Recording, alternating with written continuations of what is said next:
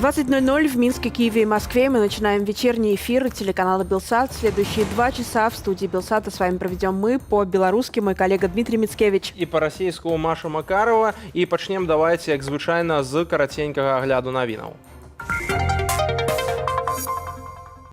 Сокращение импорта нефти из России на 2/3 сейчас и на 90% к концу года. Европейский Союз согласовал 6-й пакет санкций против Кремля. Он предусматривает эмбарго на поставки нефти, которая доставляется из России по морю. Запрет не касается лишь поставок по нефтепроводу «Дружба», от которых зависит Венгрия. В пакет также вошли отключение Сбербанка от платежной системы SWIFT, прекращение работы 3 российских государственных СМИ на территории Евросоюза и ограничения для физических лиц, ответственных за военные преступления в Украине. В Беларусі пачаўся суд над палітзняволенай Марыяй Успенскай, удавой Андрэя Зельцера. Марыю абвінавачваюць у саўдзеле ў забойстве супрацоўніка КДБ Дмітрыя Федасюка. Перастрэлка, падчас якой загінуў Андрэй Зельцер, адбылася летась 28 верасня ў яго кватэры, куды ўварвалася група гэтак званых сілавікоў. Жанчыну судзяць як асобу, якая зрабіла грамадска небяспечны ўчынак у стане несвядомасці, або якая захварэла пасля здзейснення злачынства на психичный разлад. С 24 февраля в Украине погибли 3052 российских военных, но реальные потери могут быть на 40-60% больше. Столько случаев российская служба BBC смогла подтвердить конкретными именами из сообщений руководителей регионов России и местных СМИ. Но поскольку местные власти скрывают информацию, реальное количество потерь оценивали, основываясь также на информации о свежих могилах на кладбищах. По подсчетам Генштаба Вооруженных сил Украины, потери россиян в 10 раз больше, чем сообщает русская служба BBC. Составили они уже около 30 500 человек. Москва свои потери в войне с Украиной не раскрывает. Роўна 2 гады знаходзіцца за кратамі Мікалай Статкевіч. Апазіцыйнага палітыка затрымалі 31 траўня 2020 году па дарозе на Камароўскі рынак у Менску, дзе ён збіраўся наведаць перадвыбарчы пікет Светланы Ціханаўскай. Пасля некалькі адміністрацыйных арыштаў на Статкевіча завялі крымінальную справу паводле шэрагу артыкулаў крымінальнага кодексу. Летась 14 снежня палітыка пакаралі 14 гадамі зняволення ў калоніі асобага рэжыму разам з 5 іншымі фігурантамі справы Ціханаўскага. Сёння гэтак званы Вярхоўны суд пачаў разглядаць апеляцыйныя скаргі фігурантаў справы Ціханаўскага, а працяг працэсу адбудзецца заўтра. Но Верховная Рада Украины проголосовала за отставку Людмилы Денисовой с должности уполномоченной по правам человека.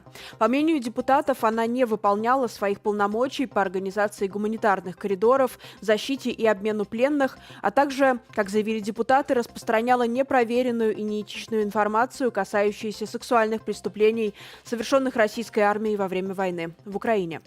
Дзень народзінаў беларускай пісьменніцы Светланы Алексіевіч, лаўрэаткі Нобелеўскай прэміі ў галіне літаратуры за 2015 год адзначаецца сёння. Светлана Алексіевіч – аўтарка кніг у жанры мастацкай апрацоўкі жывых галасоў. Яе творы пяцікніжжа з чырвонай антыутопіі, у вайне нежыночае аблічча, апошнія сведкі, цынкавыя хлопчыкі, чарнобыльская малітва, час секонд-хенд сёння гучаць надзвычай актуальна.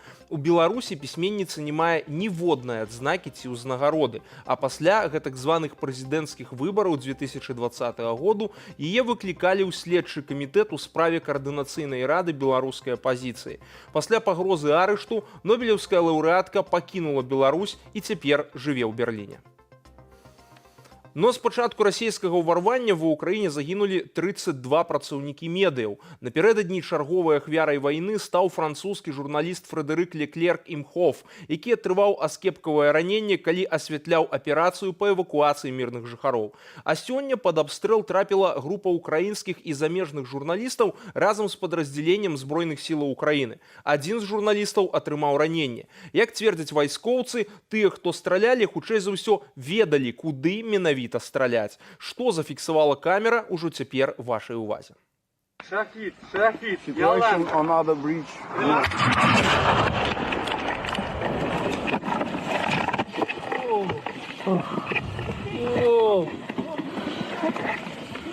Okay.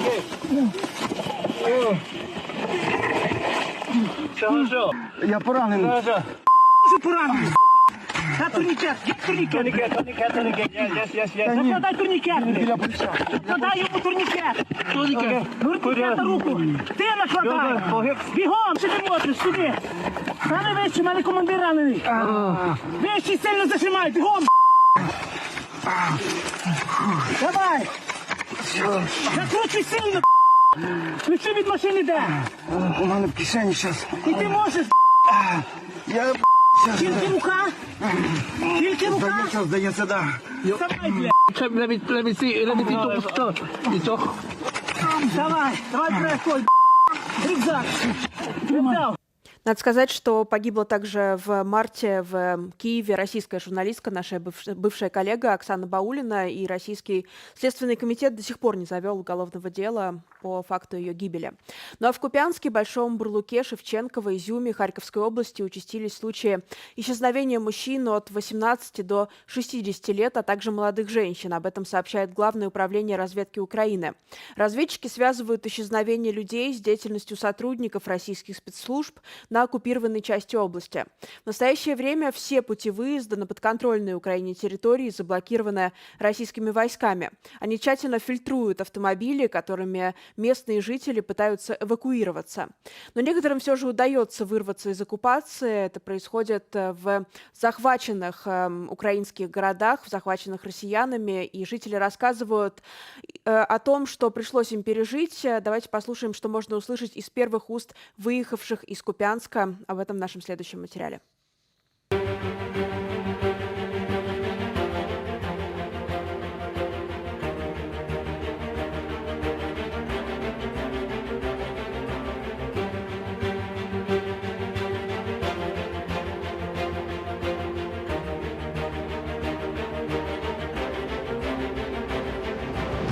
Світу нема, зв'язку нема, все, води нема, все тяжело, ніякого з дітьми з контактів немає, із старшої. Роботи нема, денег нема, тому доїдемо до Харкова, там з дочкою созвонимося, зять в Дніпрі. Що то будемо думати? Конкретно, ніяких, просто лиш би не слухати тих взривів. І самоліти страшно, і діти. Ребенок 9 класів закінчив, думали поступати. Тепер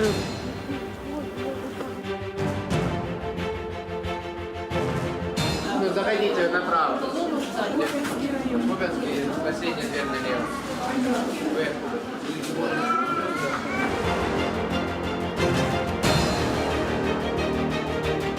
Мы в оккупации. Наш район в оккупации.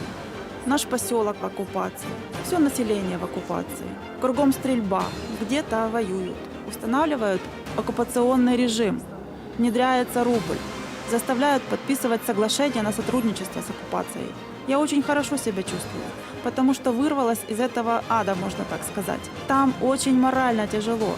От страха, от того, что вводится этот рубль, вводятся те цены и так дальше. Паспорта там будут менять. Вот это очень страшно.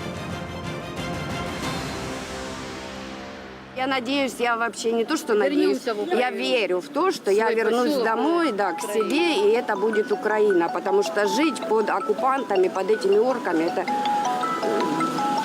даже не хочется, просто не хочется. 97-й дзень паўнамаштабнага ўварвання Расіі ва ўкраіну. Літаральна цяпер на ўсходзе краіны ідуць жорсткія баі. У Северодонецку расійскія войскі змаглі зайсці ў глыб гораду, а ў Херсонскай і Харкаўскай вобласцях збройныя сілы ўкраіны праводзяць паспяховы контрнаступ. У Луганскай вобласці ідуць вельмі жорсткія баі. Расійскія вайскоўцы ўвесь час штурмуюць Северодонецк. Вось тут мы бачым, яны ўжо занялі паўночную частку гораду.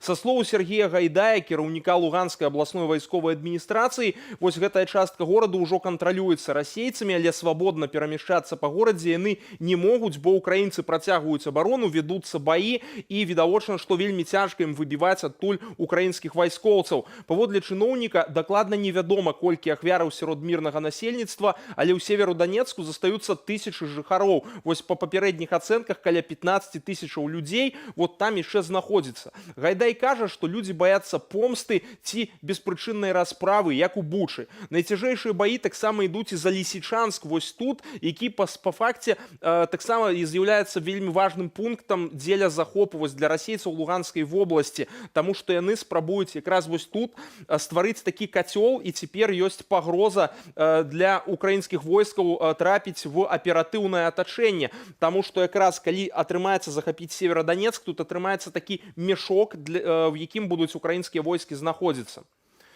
Вось, паводле звестак военных экспертаў, для збройных сілаў Украіны ёсць цяпер такая рызыка, але вельмі важна падкрэсліць, што украінскія войскі змаглі якраз такі вызваліць трасу Лісічанск-Бахмут, і таму гэтая верагоднасць змяншаецца. По Славянску Донецкай вобласці уначы расійскія войскі нанеслі ракетны удар з іскандэраў. Кіраўнік Донецкай вайсковай адміністрацыі Паўло Кірыленка паведаміў, што ў выніку нападу як найменш 3 чалавекі загінулі, ды 6 атрымалі раненні. Моцна пацярпела і інфраструктура. Паведамляюць аб значных пашкоджаннях школы ды 7 шматпавярховікаў. Цяпер ідуць выратавальныя работы. Кірыленка адзначае, што пра дакладную колькасць ахвяр і пацярпелых можна будзе казаць толькі пасля заканчэння гэтых работ. Паводле разведкі Великабрытаніі, палітычная мэта Расіі сёння палягае ў захопе ўсіх тэрыторыяў Донецкай і Луганскай вобласцяў. У ведомстве заяўляюць, што для дасягнення гэтых мэтаў, акрамя Северодонецку, расейцам трэба захапіць Краматорск і трасу Днепро-Донецк. Вось насамрэч цяпер якраз прасоўваюцца расійскія войскі ў гэтым кірунку, і з гэтага кірунку таксама. І тут атрымліваецца цяжкая сітуацыя для украінскіх войскаў, па-першае, на луганскім кірунку, з другога боку ёсць верагоднасць, што могуць іх абысці якраз адсюль. І, напэўна, гэта з'яўляецца адной з таксама з такіх тактычных мэтаў расійскай арміі, прасунуцца з поўдня дзеля таго, каб адрэзаць і пастаўкі для гэтых украінскіх войскаў, і таксама вось стварыць для іх такое атачэнне. А ў Херсонскай вобласці тым часам працягваецца контрнаступ украінскіх вайскоўцаў. Расейцы там несуць вялікія страты і вымушаныя адыходзіць. Аднак займаюць толькі тыя тэрыторыі украінскія войскі, там, дзе расейцы вось іх пакідаюць, і ніякіх такіх от баёў за нейкія буйныя населеныя пункты няма. Украінская выведка паведамляе аб панічных настроях у шэрагах расійскіх падраздзяленняў. Разам з украінскімі вайскоўцамі у баях за вызваленне Херсонскай вобласці удзельнічае і беларускі полк Кастуся Каліноўскага. Днямі там атрымаў кантузію беларускі добраахвотнік Дзеніс Урбанович. Інфармацыю пра ўдзел у баях палка імя Кастуся Каліноўскага пацвердзіў Генштаб Украіны. А ў Херсоне акупанты адключылі сувязь украінскіх аператараў. У горадзе прадаюць расійскія сім-карты, канешне ж, па пашпартах. З'явіліся пункты, дзе расейцы прымаюць заяўкі на расійскае грамадзянства. Вось тут, бачыце, у гэтых якраз тэрыторыях спрабуюць украінцы весці контрнаступ, і, што самае важнае, адсунуць пагрозу ад Мікалаева, які таксама пастаянна абстрэльваюць. Таксама вельмі важны гэты кірунак, але таксама паглядзіце, калі ласка, сюды. Тыя войскі, якія былі вызвалены з-пад Марыуполя, былі перакінутыя часткова ў гэтым кірунку дзеля таго, каб ствараць пагрозу на Запорожжа. І якраз вось тут гэта таксама для украінцаў можа стварыць вялікія праблемы. А Сумскую вобласць, вось тут якраз, бачыце, яна знаходзіцца, працягваюць абстрэльваць з тэрыторыі Расіі. Уначы расійскі самалёт здзейсніў 2 запускі ракетаў па тэрыторыі Белапольскай грамады. Пасля авіяудару расійскія войскі пусцілі ў ход цяжкую артылерыю. На шчасце, абышлося без чалавечых ахвяр. Ну, а ў Харкаве ноч прайшла адносна спакойна. У асобных раёнах Харкаўскай вобласці збройныя сілы Украіны праводзяць контрнаступальныя аперацыі. Расейцы абстрэльвалі Чугуеўскі раён і Золачаў. Усяго ў вобласці за мінулыя сотні раненні атрымалі 5 чалавек, но але галоўнае, канешне, ў Харкаўскай вобласці адбываецца тут, дзе расейцы з боку Ізюма працягваюць весці наступ у кірунку Луганска. Спасибо, Дима. Ну и давайте теперь к другим новостям. Российская корпорация «Газпром» подтвердила прекращение поставок газа в Нидерланды из-за отказа Амстердама платить рублями.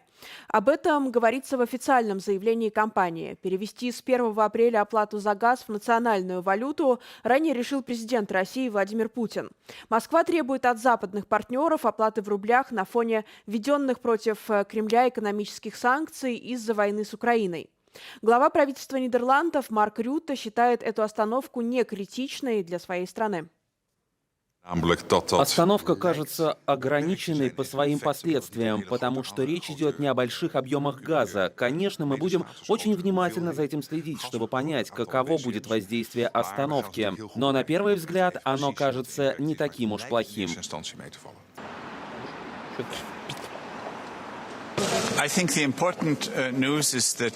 Я думаю, важная новость заключается в том, что Европейский Союз по-прежнему един в своей цели. Наша цель – остановить войну России с Украиной через изоляцию путинской экономики, через санкции.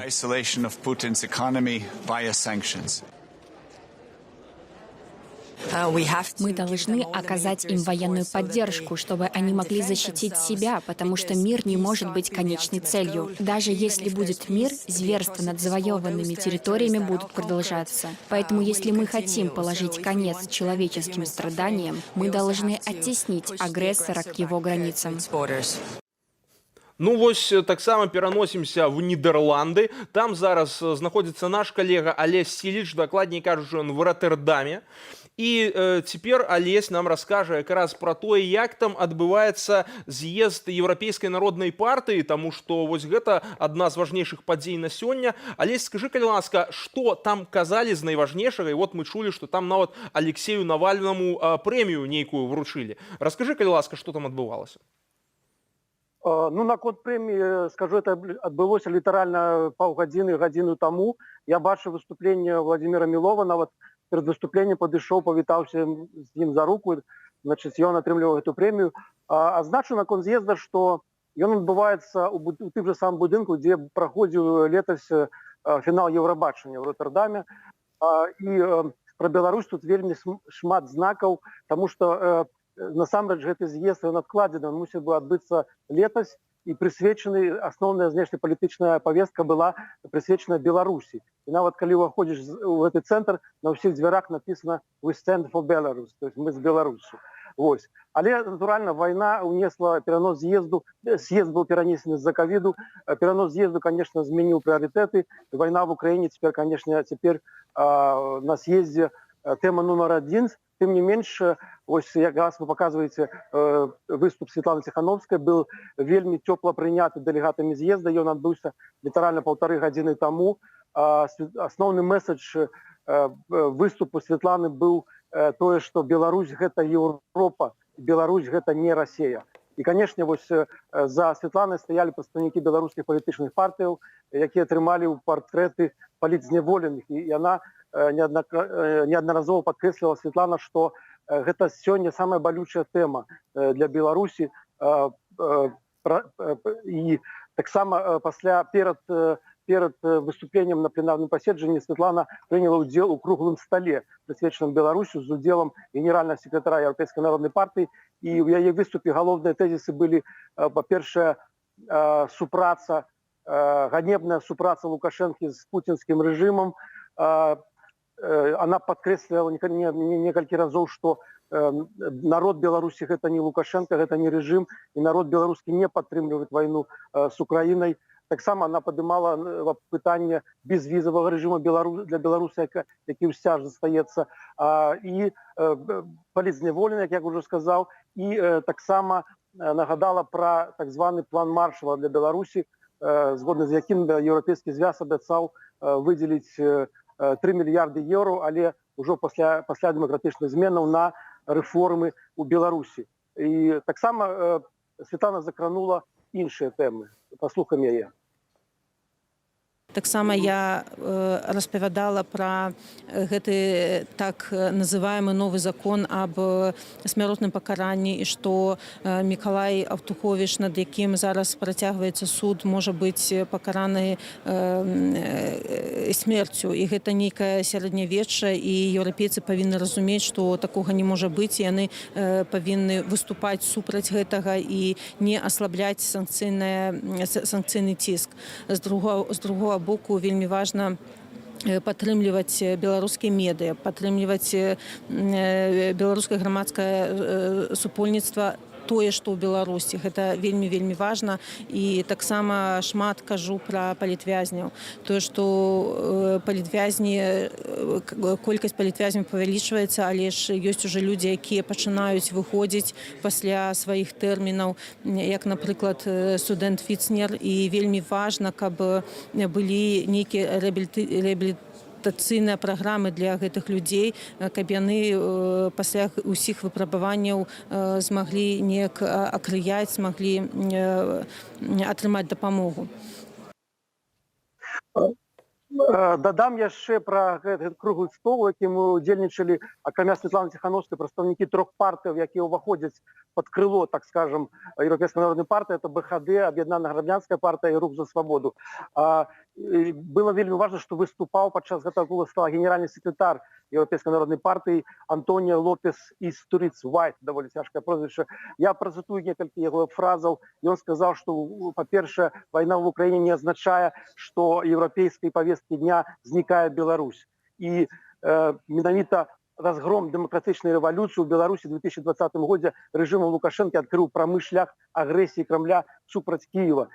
І таксама генеральны сакратар адзначыў, што Лукашенко, безумоўна, панясе адказнасць і заплаціць за тое, што ракеты на тэрыторыю краіны ляцяць, у тым ліку з Беларусі. Ужо 131 ракета, адзначыў генеральны сакратар, прыляцела з Беларусі. І ў канцы адзначыў, што вельмі прадстаўнічы з'езд, тут можна ў каридорах сутыкнуцца з вядомымі палітыкамі. Толькі што прайшоў Петро Порошенко. Я бачыўся з Йоханнесом Ганом, еўракамісарам, Владимир Мілоў, як я ўжо казаў, прэзідэнт Еўрапарламента Роберта Мецола, Дональд Туск і іншыя. Студыя.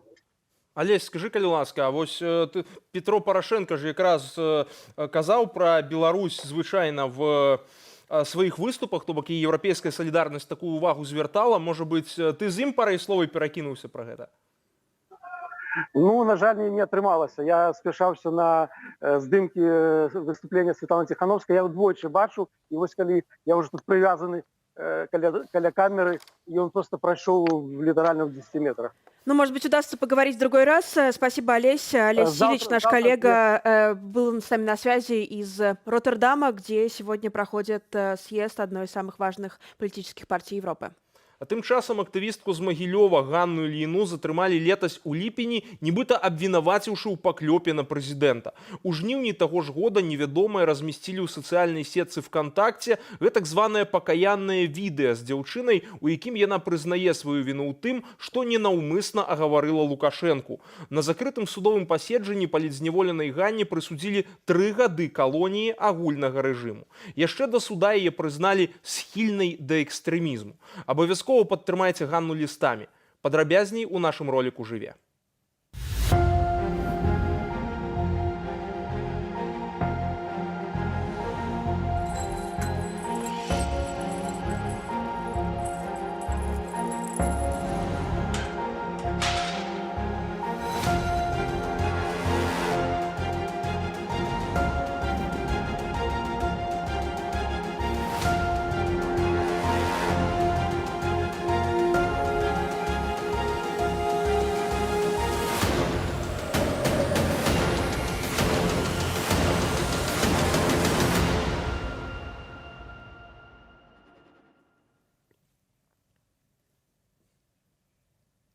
Ну а накануне в Санкт-Петербурге неизвестные напали на журналиста независимого издания «Сота» и нашего коллегу Петра Иванова. У него диагностировали перелом носа, ссадины и ушибы лица. После этого возбудили уголовное дело об умышленном причинении легкого вреда здоровью при выполнении потерпевшим общественного долга.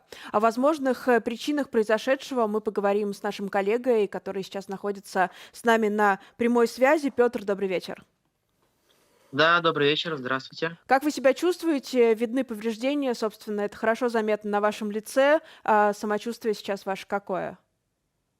Ну, перелом носа я вот начал сегодня чувствовать, у меня он сильно опух, такой есть отек. Иногда трудно дышать именно носом, и при движениях вот именно губами чувствую боль в носу. Сильная боль в висках у меня осталась, потому что били меня преимущественно по голове, руками и ногами. Вот даже сейчас видео показывается, будет видно. Меня на землю били ногами в область висков с обоих сторон, и из-за этого у меня сейчас болит голова иногда бывает. Что-то говорили нападавшие на вас? Как-то объясняли свои действия? Нападавшие никак не объяснили свои действия. Я шел домой со съемки суда по Саше Скочеленко, художнице, которая проходит по уголовному делу. И вышел с остановки общественного транспорта, шел к дому, и просто стояли двое молодых ребят. Они сразу на меня напали, начали бить. И только в самом конце сказали, что будешь еще ерунду творить, нецензурно выражаясь, если цензурно выражаясь, точнее. После этого сфотографировали меня на телефон со вспышкой и убежали. Какую ерунду творить они не уточнили. Но вы как-то понимаете, с чем может быть связано это нападение, с вашей профессиональной деятельностью, с журналистикой или с политической активностью? Это связано с моей работой журналиста, даже более того, это связано с моими материалами, которые я писал еще до начала вот этой вот спецоперации на территории Украины, и связано как раз-таки с признанием ДНР, ЛНР. Был один материал, я пока не могу говорить, потому что это может этих людей спугнуть, и могу сказать как бы точность, но это связано с материалом, который я писал еще достаточно давно, и про одну организацию, которая занимается такой формальной поддержкой, так сказать, спецоперации, нанимает там людей, они устраивают мероприятия. Я рассказывал о них, и, видимо, вот все-таки не решили меня вот найти и так вот пообщаться со мной. А вот эти вот люди, по-вашему, кто это? Обычное бычье какое-то нанятое или сотрудники спецслужб непосредственно? По-вашему, вот по их поведению, как вы заметили, и по разговорам? Я не могу сказать, что это сотрудники спецслужб, просто потому, что они оставили такую весомую улику на месте преступления, эту бутылку с зеленкой, они ее бросили, убежали, они были прям такие немножко на суете. И мне кажется, что все-таки это был какой-то заказ, то есть потому что они били меня преимущественно по носу, чтобы было больше крови, чтобы была такая картинка, что я вот весь избитый такой в крови. Они меня сфотографировали и убежали. То есть как это личное месть, это объяснить трудно, зачем фотографировать меня на память, что ли. Видимо, перед кем-то нужно было отчитаться о том, что меня побили. И, скорее всего, на другом вот конце улицы их подобрала машина, они вот пробежали вдоль дома, и там, видимо, их подобрала какая-то машина, и они уехали. Как мне сказал участковый сегодня, что их туда и машина доставила. То есть они вышли из машины и ждали там меня. Как к вам отнеслись сотрудники полиции, и видите ли вы заинтересованность в том, чтобы расследовать это дело и найти тех людей, которые на вас нападали? Сотрудники полиции очень оперативно отреагировали. Только сразу после моего звонка в 112 со мной связалась дежурная и со мной все время держала связь, чтобы я пришел в отдел полиции, написал заявление. Но еще до подачи заявления со мной связался оперативник 66-го отдела полиции, который со мной поговорил, попросил описать произошедшее, показать на карте, где все это произошло, и уже обошел, посмотрел камеры, место преступления этого. Потом мы с ним сразу же, как я приехал, пошли, осмотрели место происшествия, описали все. Следователь забрала у меня эту бутылку, видимо, на экспертизу, и завтра я уже иду на допрос по поводу возбуждения уголовного дела. Мне пока еще официально не сообщили, что оно возбуждено, но из прокуратуры со мной также уже связывались, сказать, что дело возбуждено. И вот завтра у меня будет уже признать официально потерпевшим. И вот, насколько знаю, дело даже возбуждено по такой статье, очень интересно, что причинение легкого вреда здоровья в связи с выполнением общественного долга потерпевшим. Очень такая интересная и красивая формулировка даже. Петр, понятно, зачем вам вчера ночью звонили сотрудники Центра? Вы, собственно, рассказывали о том, что номер, неизвестный из которого был звонок, пробивается как номер дежурной части Центра. Да, дежурная часть Центра. Я решил, что раз можно им не звонить, то и не стоит звонить, поэтому перезвонять не стал, потому что это не в ведении Центра расследуют такие преступления. Так что я не стал им перезванивать. А вот тоже ваши соседи рассказывали журналистам, что замечали, что, вероятно, вас караулят какие-то неизвестные люди. Вы сами чувствовали, что за вами следят, что какая-то опасность существует? В последнее время нет, я не замечал, даже так не особо осторожно относился к этой вот ситуации вообще в стране, в мире. Как-то я не особо оглядывался, но я возвращался домой примерно до 6 часов. вот в последнюю неделю.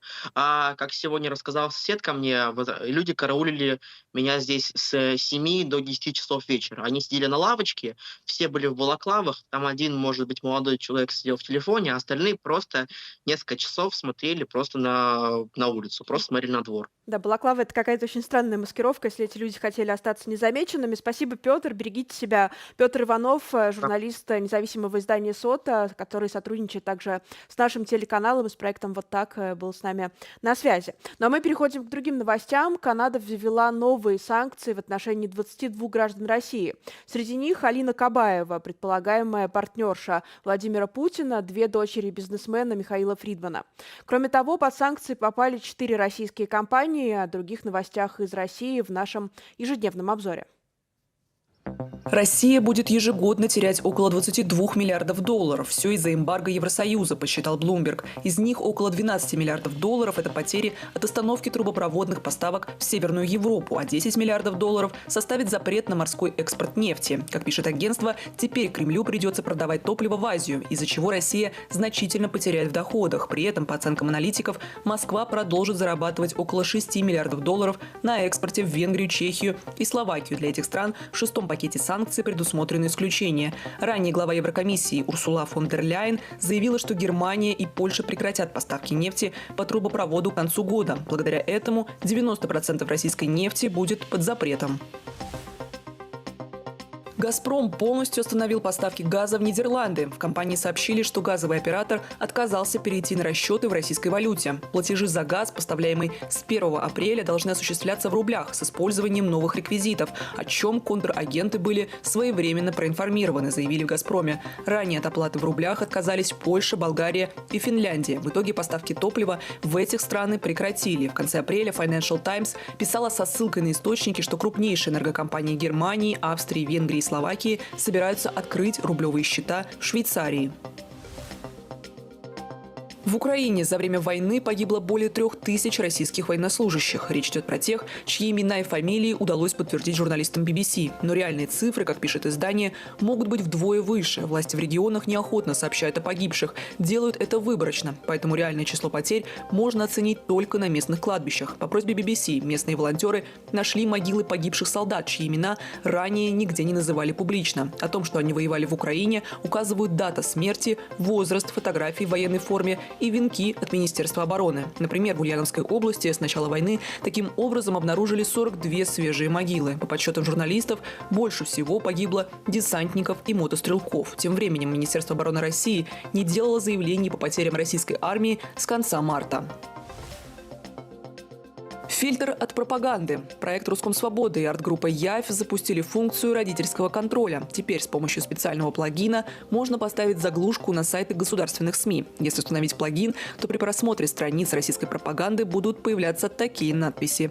Вот как, например, выглядит сайт Первого канала. Как заявили авторы проекта, такие надписи будут появляться на сайтах НТВ, Россия-1, ТАСС, Интерфакса, Газеты.ру, Арти и так далее. Авторы предлагают установить плагин на устройство родственников и друзей, которые подвержены пропаганде.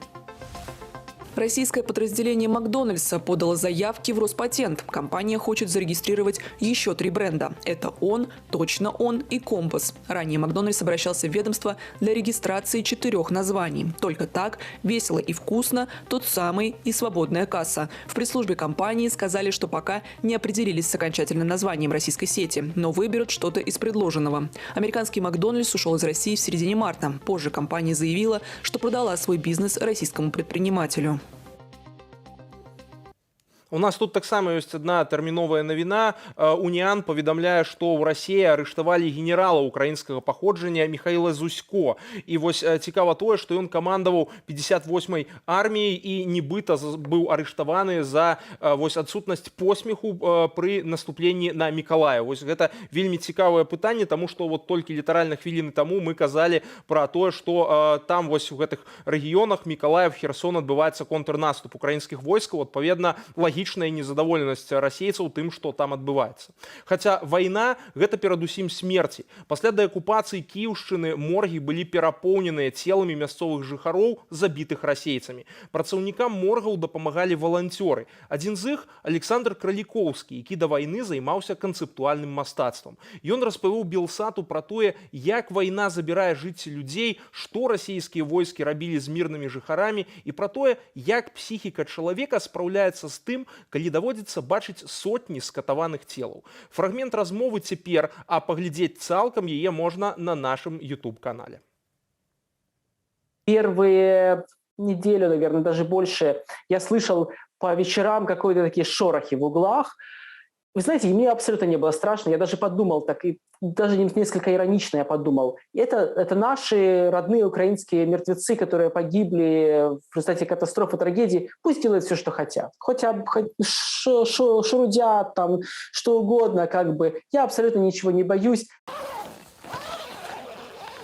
Когда вот из братских могил были доставлены тела, то огромное количество людей, невооруженным глазом, непрофессионалу видно, что это люди, которые погибли в результате пыток, в результате насильственной смерти. Ну, например, военных было, кстати, мало, и они были в основном в затылок убиты.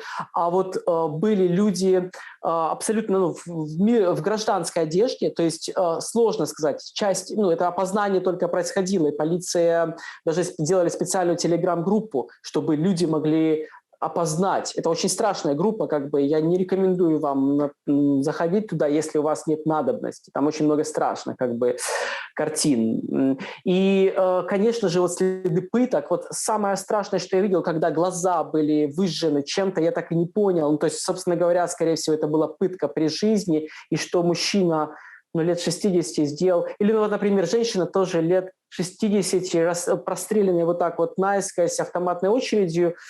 Непонятно, что она могла им сделать абсолютно. То есть это даже если это пожилая женщина, то есть она что-то сказала им или как-то там воспротивилась что-то, убивать ее таким жестоким образом, это зверство, по сути дела. Что я могу еще сказать? Нет других слов. Сына моя, прости меня, сына. Каждая смерть ужасает в отдельности. И очень тяжело, когда выдача родственникам тел происходит, потому что люди плачут, люди страдают и люди рыдают. И если ты уже, например, 150 тел, ты уже привыкаешь, и да, безусловно, иногда даже приходилось разговаривать с мертвыми, потому что для какого-то снятия стресса, я говорил, например, когда заходил в рефрижератор, я понимал, что много неопознанных тел, и мне было как-то очень жалко то, что их не могут узнать.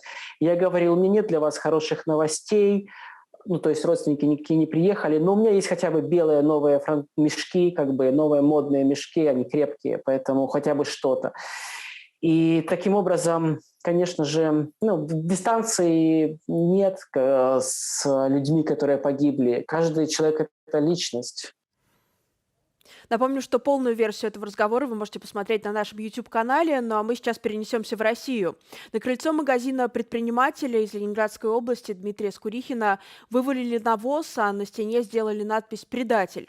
Так недоброжелатели отреагировали на то, что бизнесмен фактически превратил стены торговой точки в информационное антивоенное пространство. На них он пишет названия пострадавших от войны украинских городов, а крышу перекрасил в желто-голубой цвет.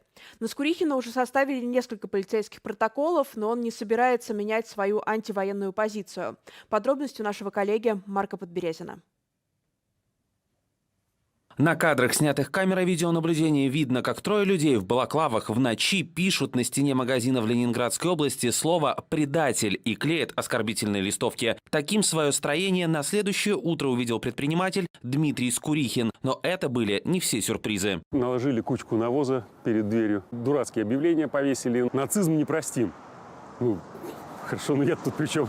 Это нужно клеить на ФСБ. Они думали, что они таким самым как-то скомпрометируют или выставят меня перед лицом моих односельчан в дурном свете. А получилось-то наоборот, понимаете? То есть меня сколько народу подходило и говорил: Дима, молодец, давай, продолжай. Дмитрий с первого дня агрессии России против Украины выступает против войны. Сначала он не пропускал ни одной акции протеста в Санкт-Петербурге. После, когда любой выход на улицу с плакатом стал чреват моментальным арестом, стал использовать для антивоенной агитации стены своего магазина. Краской цвета крови он пишет названия украинских городов, пострадавших от действий агрессора, а крышу, которая раньше была цвета российского триколора, перекрасил в синий и желтый. Мысль о том, что вот у меня на здании лежит флаг, под которым путинские эти вояки убивают и насилуют Украину, меня она просто омерзительна. И я вот решил в качестве такого жеста поддержки Украины сделать вот такую желтую полосу. Если честно, мне было боязно ее вешать. Это просто, знаете, абсолютно значит стать на сторону Украины, а я на ее стороне. Силовики составили на Скурихина уже несколько протоколов за так называемую дискредитацию действий российской армии. Дмитрий только разводит руками. Он ведь просто сообщает односельчанам правду. По его мнению, в первую очередь вооруженные силы России давно скомпрометировал их верховный главнокомандующий, президент Владимир Путин. Он просчитался. Он надеялся на победоносную маленькую войну. Морально они уже сломлены. Понимаете, это как вот немцы в Сталинграде. Еще война шла 2 года, но все уже было ясно. Все вот такие, те, кто зажимают свободу СМИ, рано или поздно сталкиваются с тем, что они просто информацией-то сами не владеют. Если бы они не зажали эту свободу СМИ, тогда бы он не был, извините меня, тем, кто он является сейчас. Но зато хотя бы он знал, что его там не ждут с цветочками. Более 10 лет Дмитрий выходил на акции протеста против политики Владимира Путина. И несмотря на то, что действующий режим продолжает ужесточать репрессивные меры против несогласных, сдаваться он не собирается. Он говорит, что просто хочет мирной жизни для всех семей в Украине и России. Марк Подберезин, Белсат, Ленинградская область. Авиаудары, обстрелы по всей территории Украины – это зачастую неотъемлемая часть каждого новостного блока и сводки новостей страны.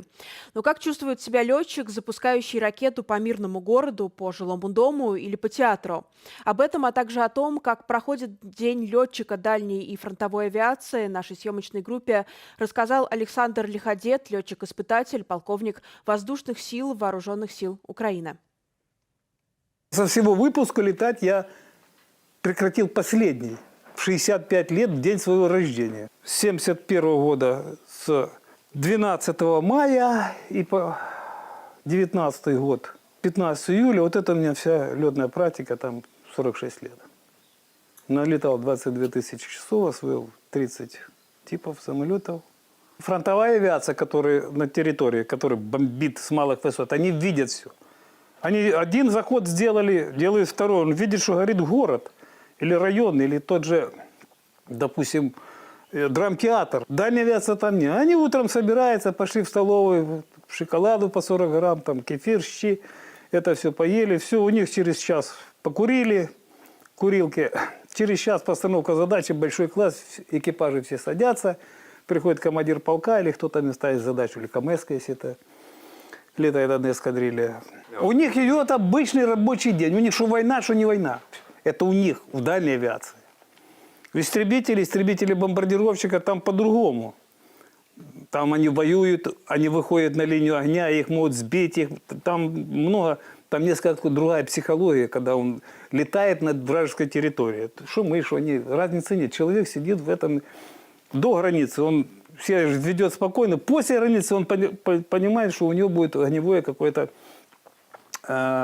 воздействие на него. Конечно, они знают, что они запустили по железнодорожной станции во Львове.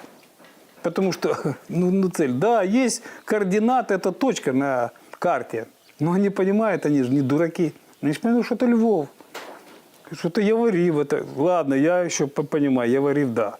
Десна под Черниговым, центр там большой подготовки наших вооруженных сил. Да, это военная цель. Но когда вы по Днепропетровску бьете, или по Одессе, не по заводу, там, или Львов, там завод какой-то есть, я не знаю. То есть военные цели – это одно, это идет война. Но когда вы шмаляете, просто 6 ракет идет в город, ну это уже, и они понимают это, они понимают. Но психология такая, что им не страшно, до них не достать.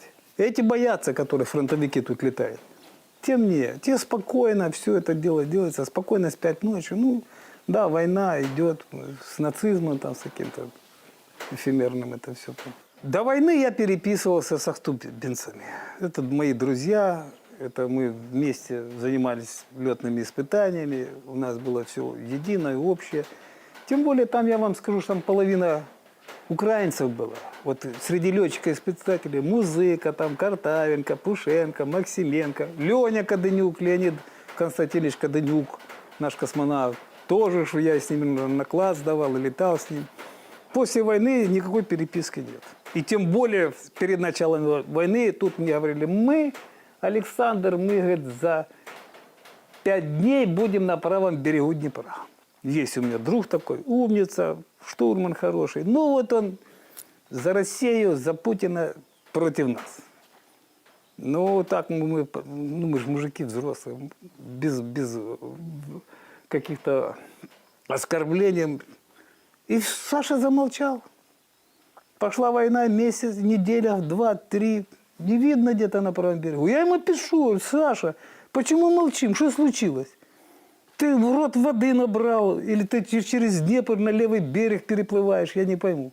Молчит до сих пор. Но у них нет там, у них же всего нет, ничего нет. Ни Ютуба, ни Телеграма, ничего. Служба летных испытаний бомбардировочной авиации. Это у нас было 2 подразделения летных испытаний. СЛИ-БА и СЛИ-ИА. Истребительная авиация и бомбовая. Просить такое, ну это невозможно.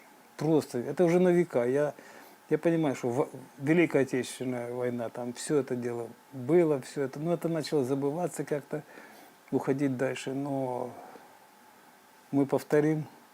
Что вы повторите? Вот вы повторили. Вы опустили себя до уровня животных, от вас отвернулся весь мир, вас ограничили вот не в цивилизации, а вот в вашей именно цивилизации, в вашем понятии мира. Вот вы там и гноитесь сами друг с другом. Полную версию этого интервью вы можете найти на нашем YouTube-канале, который называется «Вот так». Не забывайте, конечно, о лайках и комментариях. Ну а теперь к другим новостям. К защитникам заблокированного Россией Мариуполя на Азовсталь летало более 10 военных вертолетов, загруженных необходимым снаряжением и гуманитарной помощью во время оккупации города. В телеграм-канал появилось видео одной из спецопераций, которую проводили специалисты Главного управления разведки и полка Азов. Мы предлагаем посмотреть небольшой фрагмент.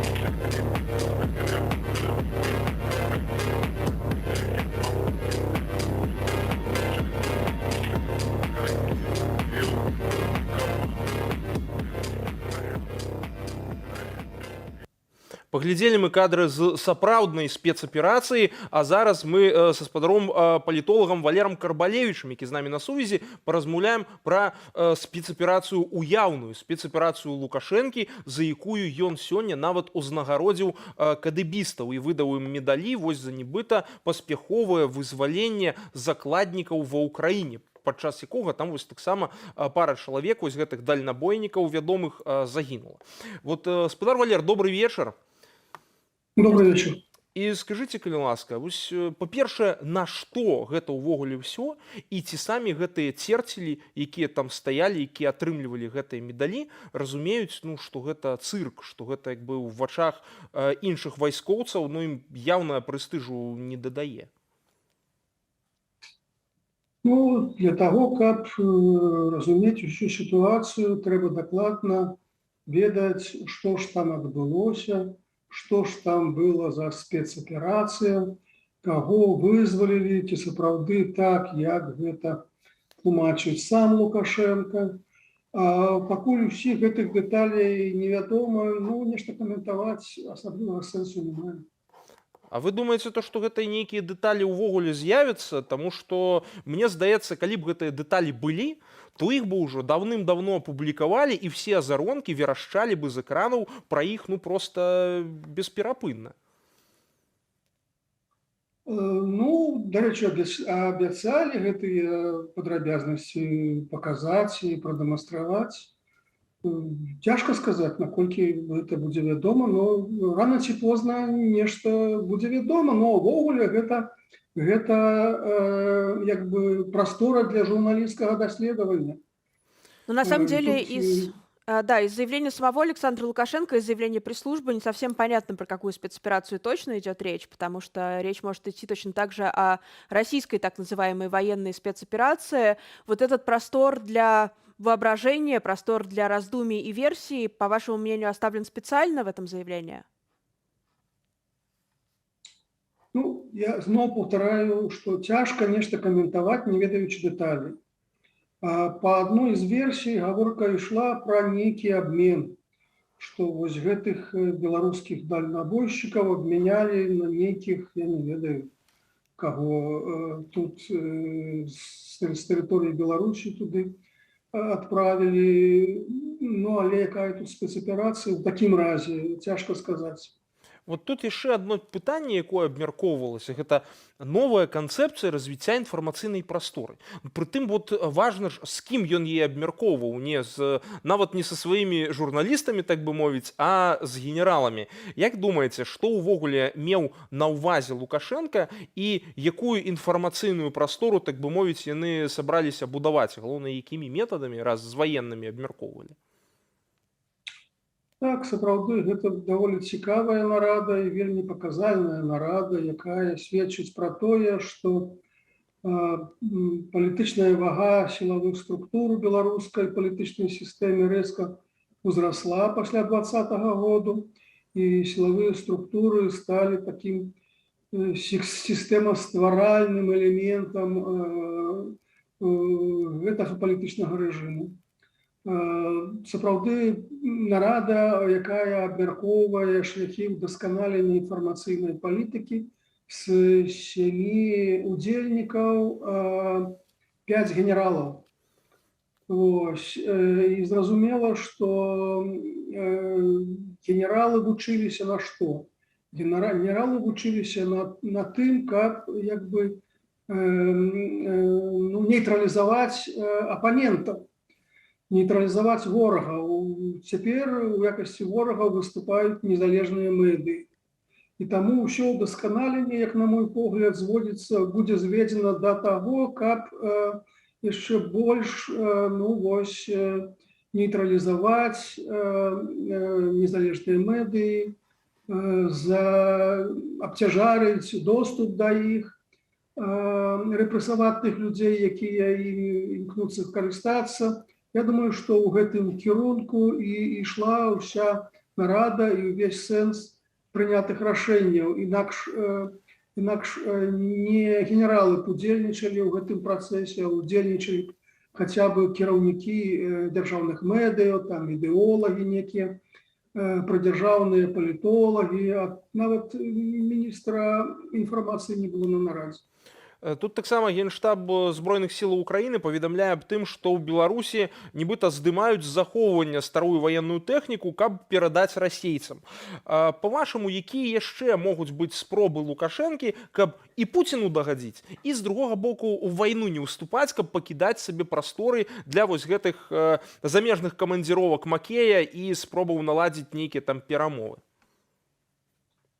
Ну, я думаю, што все гэтыя захады ўжо робяцца, там і некія пастаянныя вайсковыя вучэнні, і праверка сіл хуткага рэагавання, і праверка, як дзейнічае сістэма тэрытарыяльнай абароны, прызыў рэзервістаў у некаторых раёнах, вось некія незразумелыя размовы пра стварэнне народнага апалчэння.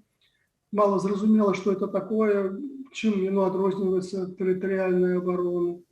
Вось, стварэнне паўднёвага вайсковага камандавання, все гэтыя мілітарыскія гульні як бы сапраўды прызваныя для таго, каб з аднаго боку максімальна падтрымаць Расію, каб адцягнуць украінскія войскі з Донбасу сюды на поўнач дзеля таго, каб можна было нейтралізаваць некія дзеянні з боку Беларусі. Ну а з іншага боку Лукашенко усяляк ухіляецца ад паўнавартаснага ўдзелу беларускіх вайскоўцаў у гэтай вайне. По-вашаму, як яшчэ Лукашенко можа выкарыстаць гэтую вайну для мабілізацыі свайго электарату? Бо мне здаецца, якраз вось гэтая ваенна-мілітарысцкая рыторыка і вось все гэтыя захады, зноў жа гэтыя зборы, пра якія вы ўзгадалі, якраз на гэта і накіраваныя. По-вашаму, што яшчэ можна такога прыдумаць, і ці будуць пад гэтым нейкія рэальныя дзеянні, ці гэта застанецца толькі на паперы і ў размовах? Прабачце. Ну, тут ёсць рэчы больш сімвалічныя, чым рэальныя. Вось, сапраўды гэта на такім інфармацыйным экране падтрыманне вось гэтай напружанасці, падтрыманне сітуацыі крэпасці в аблозе, калі вакол ворагі, і вонкавыя, і ўнутраныя, і таму трэба мабілізацыя, трэба пашырыць кола людзей, якія валодаюць зброяй, і адсюль гэта ідэя народнага апалчэння. І вось інфармацыя пра тое, што супрацоўнікам Міністэрства надзвычайных сітуацый будуць выдаваць табельную зброю. Вось, і яны таксама будуць змагацца з масавымі беспарадкамі, так званымі. Вось, ўсё гэта, як бы, вось, гэтая лінія на мілітарызацыю грамадскага жыцця, мілітарызацыю дзяржаўнага апарата.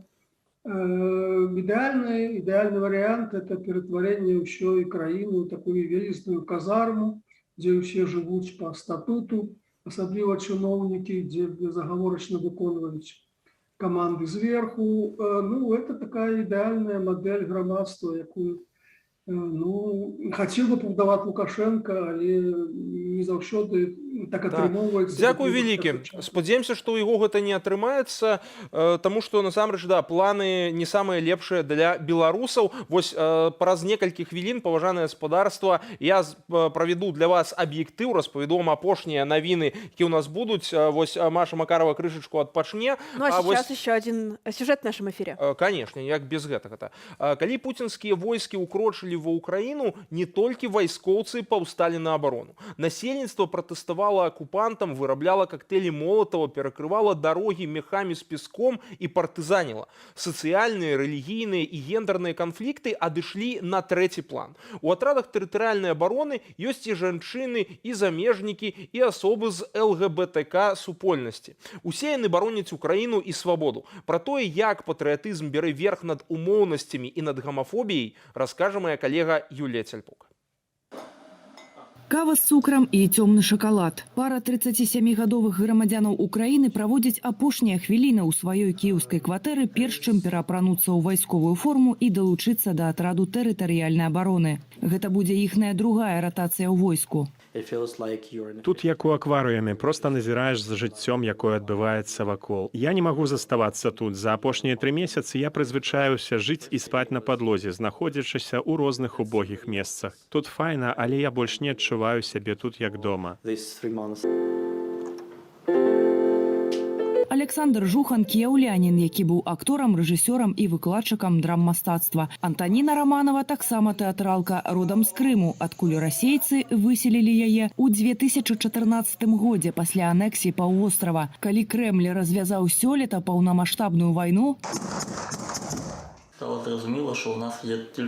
стала відавочна, што мы маем 3 варыянты: укрыцца ў бамбасховішчы, уцячы і выратавацца, альбо далучыцца да тэрытарыяльнай абароны. Мы абралі 3-й варыянт. З выгляду Антаніна мужчына, але вызначае сябе як небінарная асоба, чалец ЛГБТК супольнасці. У пары былі асцеражэнні, што ў войску іх можа чакаць гендерная дыскрымінацыя. Падчас першага камандзіравання ў Мікалаеўскую вобласць асцярогі не апраўдаліся. Путин! Не было ніякай агрэсіі, ніякіх здзекаў. Было троху здзіўлення. Для людзей гэта было незвычайна, але пакрысе людзі сталі клікаць мяне Антанінай. Некаторыя выкарыстоўвалі займеннік «яна».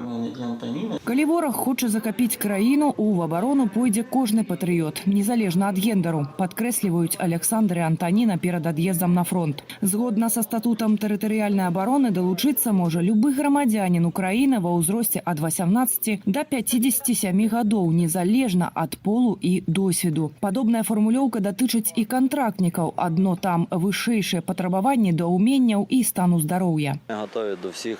Мы гатовыя да рознага развіцця падзеяў, гатовыя атакаваць, гатовыя абараняцца, гатовыя адступіць, калі гэта неабходна. Готові відходити. Гэтак цягам 3 месяцаў вайны шэрагі тэрабароны папоўнілі 110 тысячаў ахвотных. Яшчэ 700 тысячаў падпісалі кантракт са збройнымі сіламі Украіны. У дадатак 450 добраахвотніцкіх фармаванняў створана на тэрыторыі грамадаў. Ва Ўкраіне трывае усеагульная мабілізацыя. Мужчынам прызыўнога ўзросту забаронена пакідаць краіну. Юлія Цяльпук, Белсат.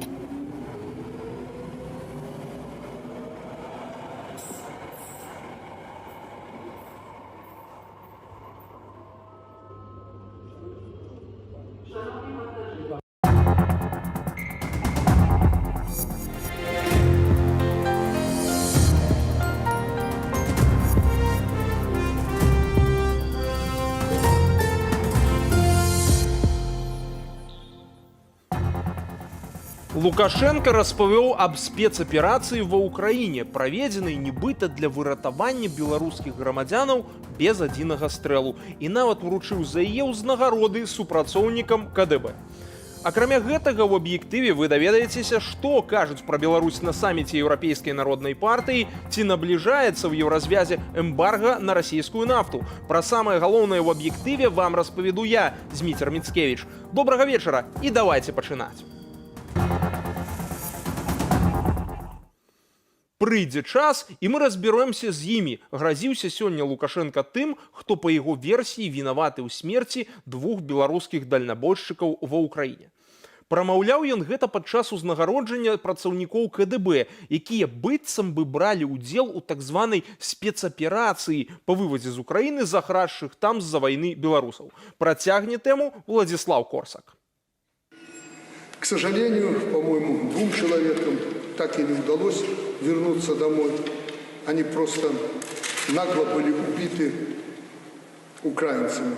Асаблівая крывадушнасць заявы ў тым, што паводле старшыні корасцінскай грамады Уладзіміра Маскаленкі расейскія самалёты, якія 10 сакавіка бамбавалі ўкраінскі Корасцень, выляталі з беларускіх аэрадромаў. Падчас гэтых атак, імаверна, і загінулі дальнабойшчыкі з Мазыра.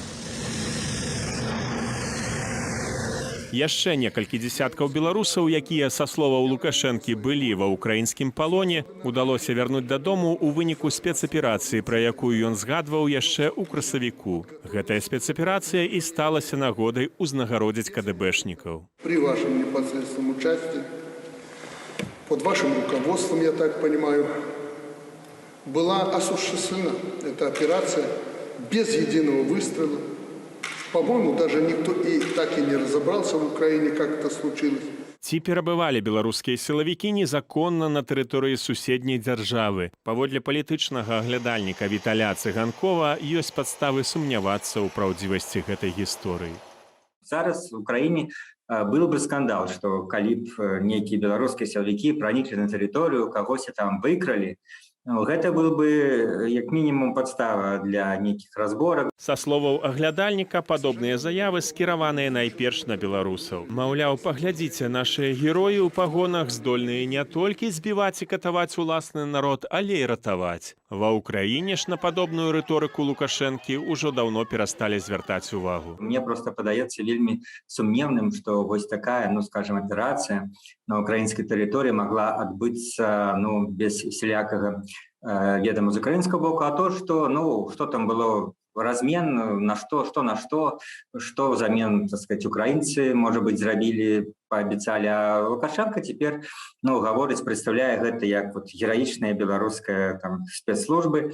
Ясно, что іншых нейкіх моментаў героизму не представится. Целы загінулых ва ўкраіне беларускіх дальнабойшчыкаў Дмітрыя Шыльца ды Івана Рогава прывезлі на радзіму ў сярэдзіне сакавіка. Тады расійскія войскі актыўна выкарыстоўвалі беларускую тэрыторыю для атак на ўкраіну. У афіцыйным паведамленні пра вяртанне парэшткаў беларускіх грамадзянаў ні словам не згадвалася о прычынах іх гібелі. Уладзіслаў Корсак, Белсат. 2 гады калоніі ва ўмовах агульнага рэжыму і штраф 152 тысячы рублёў. Столькі гэтак званы суд Ленінскага раёну Менску прызначыў палітзняволенай сяброўцы прэзідыуму беларускай сацыял-дэмакратычнай партыі Людміле Волкавай. Суддзя Юлія Шут прызнала яе вінаватай ва ўдзеле ў дзеяннях, што груба парушаюць грамадскі парадак. Гаворка пра ўдзел Людмілы Волкавай у паслявыбарчых пратэстах 2020 года. На волі ў Людмілы застаўся сын, якога яна выхоўвае адна. Першае ж паседжанне сёння прайшло ў справе палітзняволенай Марыі Успенскай, удавы Андрэя Зельцара. Яе вінавацяць у суудзеле ў забойстве супрацоўніка КДБ. Перастрэлка, падчас якой загінуў Андрэй Зельцар і кадыбіст Дмітрый Федасюк, адбылася летась 28 верасня. У кватэру Зельцара ўварвалася ўзброеная група сілавікоў. Марыю Успенскую судзяць як, цытата, асобу, якая зрабіла грамадска небяспечны ўчынак у стане несвядомасці або якая захварэла пасля здзейснення злачынства на псіхічны разлад. А ў Верхоўным судзе пачаўся разгляд апеляцыйнай скаргі асуджаных у справе Ціхановскага. Вынесенне рашэння перанеслі на заўтра. У падтрымку фігуранта справы апазіцыйнага палітыка Мікалая Статкевіча, які роўна 2 гады застаецца за кратамі, ды іншых палітвязняў актывісты зладзілі акцыю ў Вільні. А зараз перанесемся ў Роттердам, дзе адбываецца з'езд Еўрапейскай народнай партыі. За ўсімі падзеямі там сочыць Алесь Сіліч, які цяпер на сувязі з намі ды распавядзе, чым адзначыўся першы дзень саміту і што важнага там прагучала, і галоўнае, што было вырашана. Алесь, прывітанне, табе слова. Добрый вечер. По-перше, адзначу месца, где знаходжуся, это такі вугал палітычных зняволеных Беларусі, які зрабілі актывісты беларускія тут у кулуарах з'езду Еўрапейскай народнай партыі. З'езд адбываецца, нагадаю, у будынку Ахой в цэнтры Роттердама, дзе летась адбывалася фінал Еўрабачання. Тут шмат што нагадвае пра Беларусь. Напрыклад, гэты з'езд мусіў бы адбыцца летась, але быў адкладзены з-за ковіду, і галоўнай тэмай была Беларусь запланаваная, таму на всех дверах тут стоит надпись «We stand for Belarus», то бок мы с Беларусью. Але ж все-таки война в Украине унесла свои правки, теперь украинская тематика самая важная, и все ж слово «Беларусь» гучыць вельмі часто. И зараз часом, на жаль, у контексте ганебной супрацы Лукашенко с кремлевским режимом. Путин для Европы это абсолютное зло. А значит, Лукашенко зло не меньше. С этой думкой згодны и депутат от Ирландии Шон Келли.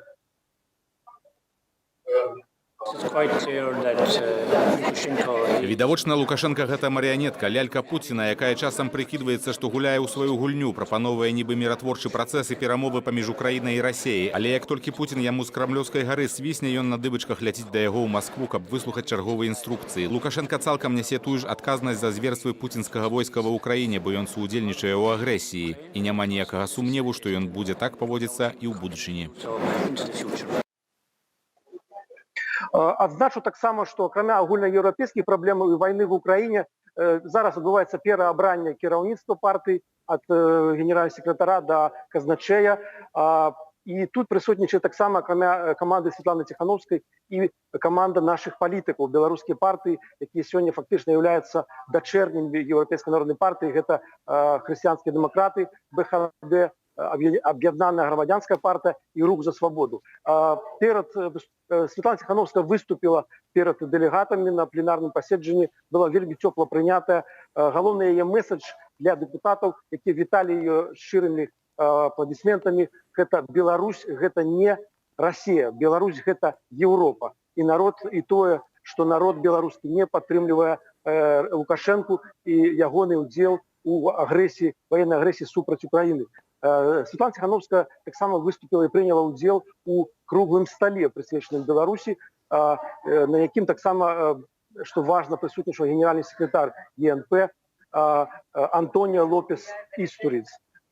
Сярод іншага, Светлана Тихановская сказала акрамя тэмы палізняволеных, она нагадала про безвіз для беларусаў, про так званы план Маршала, згодна з якім Еўразвяз абяцае выдзеліць 3 мільярды еўраў пасля перамогі дэмакратыі ў Беларусі. І не толькі гэтая тэма. Паслухаем Светлану.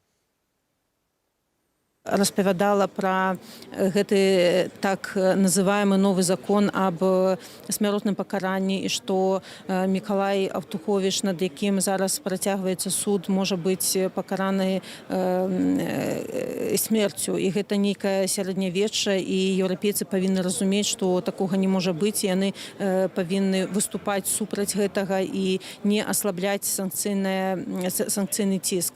З другога боку, вельмі важна падтрымліваць беларускія медыа, падтрымліваць беларускае грамадскае супольніцтва, тое, што ў Беларусі. Гэта вельмі важна. І таксама шмат кажу пра палітвязняў. Таксама прывяду у канцы некалькі цытатаў генеральнага сакратара Еўрапейскай народнай партыі, які ён выказаў падчас круглага стола. Ён сказаў, што вайна ва ўкраіне не азначае, што Беларусь знікне з еўрапейскай павесткі дня, а таксама той факт, што менавіта разгром дэмакратычнай рэвалюцыі ў Беларусі ў 2020 годзе рэжымам Лукашэнкі адкрыў прамы шлях агрэсіі Крамля супраць Кіева. Таксама я адзначу, што Лукашенко не пазбегне адказнасці за тое, што удзельнічаў в агрэсіі, і я адзначу, што ўжо 131 ракета была запущена з тэрыторыі Беларусі на Украіну. Студыя. Дзякуй, вялікі Алесь, а мы пераходзім да іншых тэмаў. Збройныя сілы Украіны тым часам працягваюць змаганне з расійскім уварваннем. Найскладанейшая сітуацыя на ўсходзе. На Данеччыне баі адбываюцца па ўсёй лініі фронту. Гэтак уначы агрэсар атакаваў Славянск. Загінулі 3 чалавекі, 6 атрымалі раненні. Пашкоджаная школа і 7 шматпавярховікаў. Ратавальная аперацыя яшчэ ідзе, таму лік ахвяраў можа павялічыцца. З танкаў, артылерыі ды мінамётаў расійскія войскі атакавалі на Данеччыне таксама Аўдзееўку, Тарэцк, Бахмут ды іншыя паселішчы. У Луганскай вобласці пад абстрэламі загінулі 2 чалавекі, 4 параненыя. Акупанты працягваюць спробы захапіць Северадонецк. Са словаў кіраўніка раённай адміністрацыі Романа Власенкі, пад іх кантролем цяпер каля паловы гораду. За сотні там пашкодзілі 12 дамоў, столькі ж у Лісічанску. Таксама разбурэнні зафіксаваныя ў Ташкоўцы, Віктараўцы ды Ныркаве. Сумскую вобласць расейцы абстралялі са сваёй тэрыторыі з самалёта і артылерыяй. Былі атакаваныя Белапольская і Велікапісараўская грамады. Абышлося без ахвяраў. Уначы і зранку агрэсар бамбаваў і Мікалаеўшчыну. Пашкоджаныя жылы дамы ў Ачакаве, а таксама ў 5 грамадах, у адной з якіх ёсць пацярпелыя. Інфармацыя пра разбурэнні ў абласным цэнтры пакуль удакладняецца. Некалькі абстрэлаў было ў Харкаве і вобласці. Тут пораненыя 5 чалавек. Расія страціць 10 мільярдаў долараў ад транспартавання прададзенай нафты морам і яшчэ 12 мільярдаў ад трубаправоднага экспарту ў Нямецчыну і Польшчу. Такім будзе вынік нафтавай часткі 6-га санкцыйнага пакету, які прынялі дзяржавы Еўразвязу, каб не фінансаваць расійскай агрэсіі ва ўкраіне.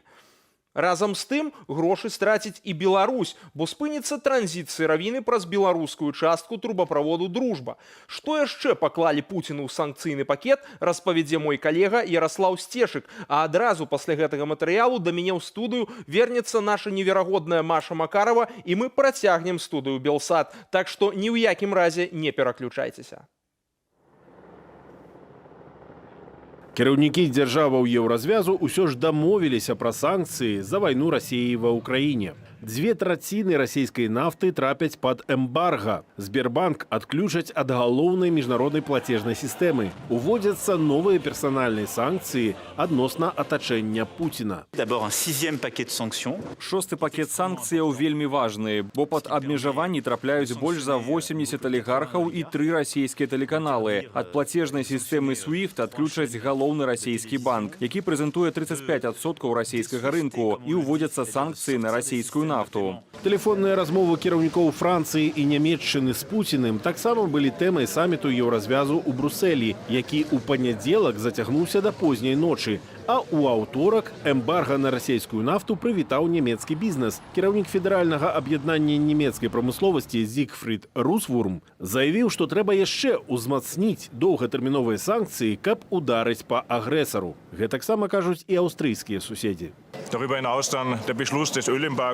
Рашэнне аб нафтавым эмбарга – гэта крок, які дакладна будзе балючым для некаторых дзяржаваў еўразвязу, але варта быць рэалістамі. Боль, якія мы адчуваем, немагчыма параўнаць з пакутамі украінскага народу. Вугорскі прэм'ер Віктор Орбан патрабаваў выключэнняў з эмбарга, бо ягоная дзяржава цалкам залежыць ад расійскай нафты. Таму пакуль што еўразвяз не заблакуе галіну трубаправоду «Дружба», якая праз Украіну ідзе ў Вугоршчыну, Чэхію і Славаччыну. Але гэта часовы кампраміс, кажуць у еўразвязе. У нас ужо ёсць план забараніць 90% імпарту расійскай нафты ў еўразвяз. Да канца гэтага года мы будзем купляць на 90% менш. Ёсць толькі некалькі выключэнняў для дзяржаваў без выхаду да мора. Мяркую, гэта разумнае выйсце з дыскусіі.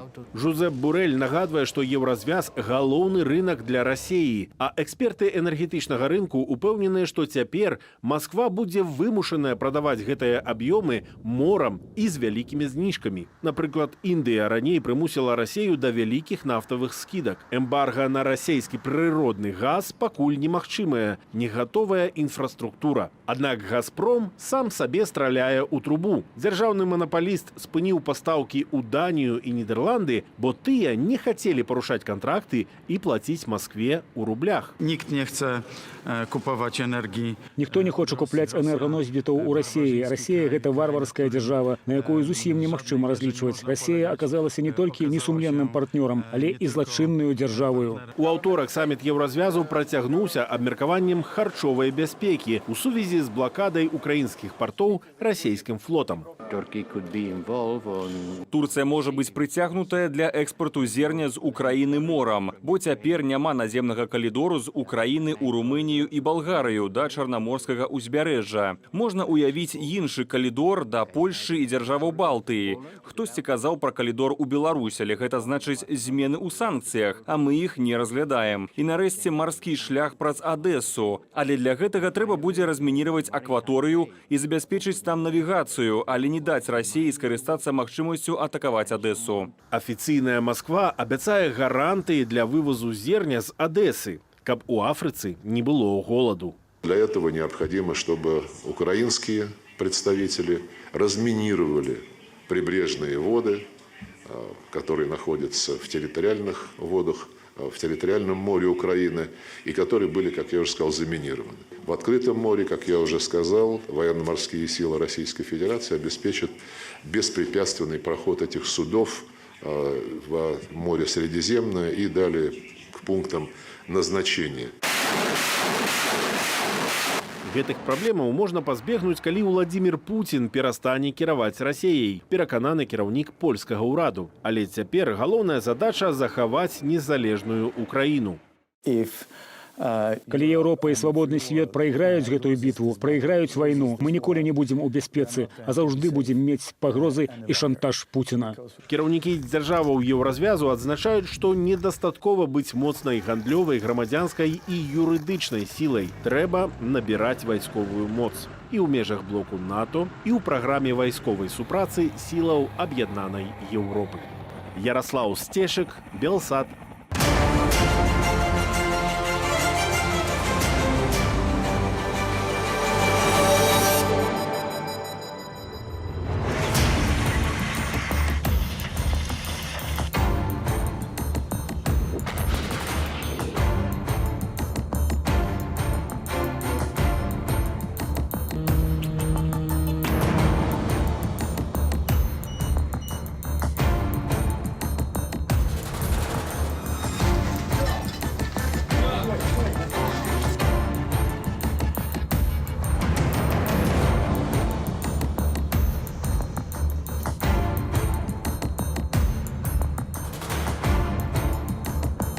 был «Объектив» с Дмитрием Мицкевичем. Ну а теперь продолжим вечернюю студию телеканала «Белсат». Продолжим рассказывать о самом важном, что произошло за сегодняшний день. Давайте из Беларуси перенесемся в Украину. В Запорожье удалось прорваться нескольким десяткам машин с оккупированных российскими военными территорий в Херсонской области. Сбежавшие люди рассказывают о требовании заплатить за проезд, чтобы пересечь российские блокпосты, а также о нечеловеческих условиях ожидания. Как пробирались в Запорожье украинцы и через что прошли, узнавали наши корреспонденты. Жительницы Херсона, 35-летняя Светлана и 39-летняя Радмила, сегодня в Запорожье ждут автобуса рейсом Украина-Польша. Лучше в День Победы нас. Еще неделю назад подруги искали возможность выехать из временно оккупированного россиянами украинского Херсона. Попутчиков нашли в телеграм-канале, скооперировались и выехали из города через блокпосты российской армии. Так добрались до города Васильевка, что за полсотни километров от Запорожья. Мы уже думали сегодня, мы уже там останемся, у мальчика носом кровь пошла.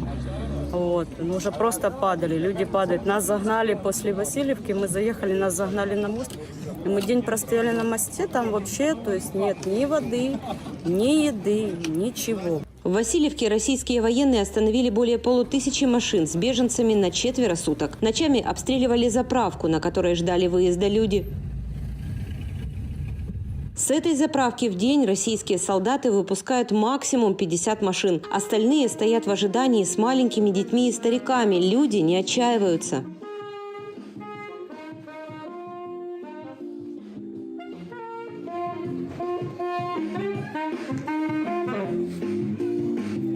В таких нечеловеческих условиях жители Херсона провели 4 суток. В заложниках у российских военных в микроавтобусе, кроме Светланы и Радмилы, оказались 8-летний мальчик, 86-летняя женщина с сыном и невесткой и 3 студентов. Рассказывают, россияне привозили кашу и воду раз в день и каждый день обещали пропустить через блокпост на территорию подконтрольной Украине, но безрезультатно. Никого не выпускают. Выпускают только за деньги. Ходят, собирают деньги.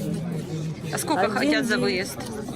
Ну, кто 30 тысяч требует, кто 15 тысяч требует. Вот. Ночью открывают огонь. По колонне идет огонь. Дрожит вся колонна.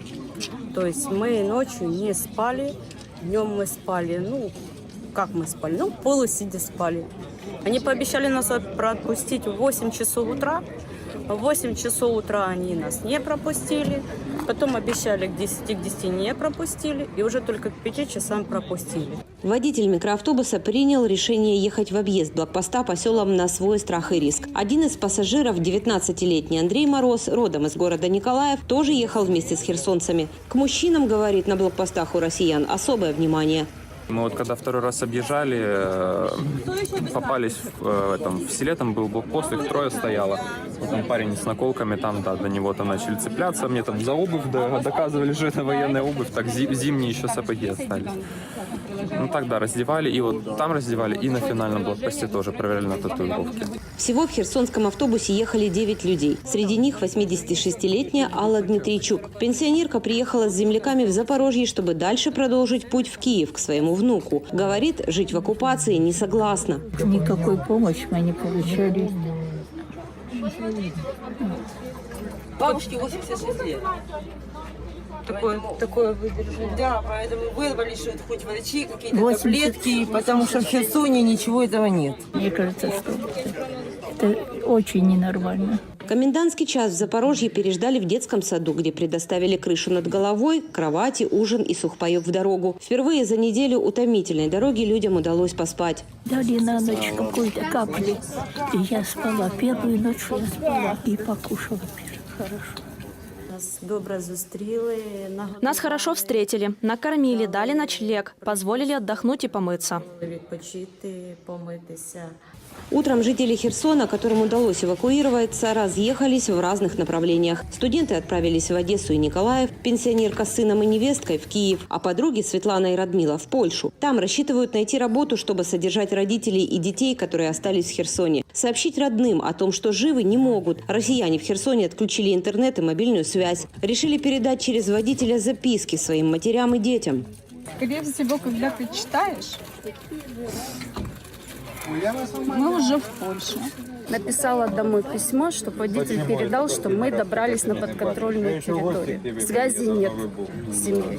Радмила и Светлана мечтают об одном – вернуться в украинский Херсон, который славится на весь мир своими арбузными плантациями и сельским хозяйством. Надеемся, наш ананасовый край к нам вернется, и к нам все приедут кушать наши арбузы. Выезжаем для помощи своим семьям.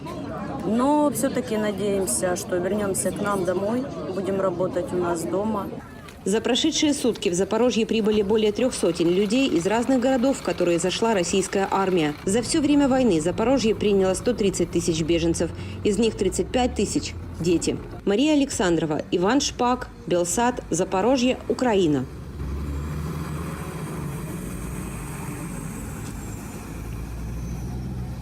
Ведаеце, велізарны кантраст. З аднаго боку вось гэтыя нечалавечыя ўмовы, у якіх людзі вымушаныя уцякаць са сваіх дамоў, і з другога боку вось гэтае абмеркаванне ў цёплых кабінетах, ці перадаваць Украіне зброю, ці надаваць нейкую дапамогу і ці вводзіць санкцыі. І менавіта пра вось гэтае міжнароднае пытанне зараз мы паразмаўляем з нашым госцем. У нас ужо на сувязі Ілля Куса, міжнародны эксперт з Украінскага інстытута будучыні.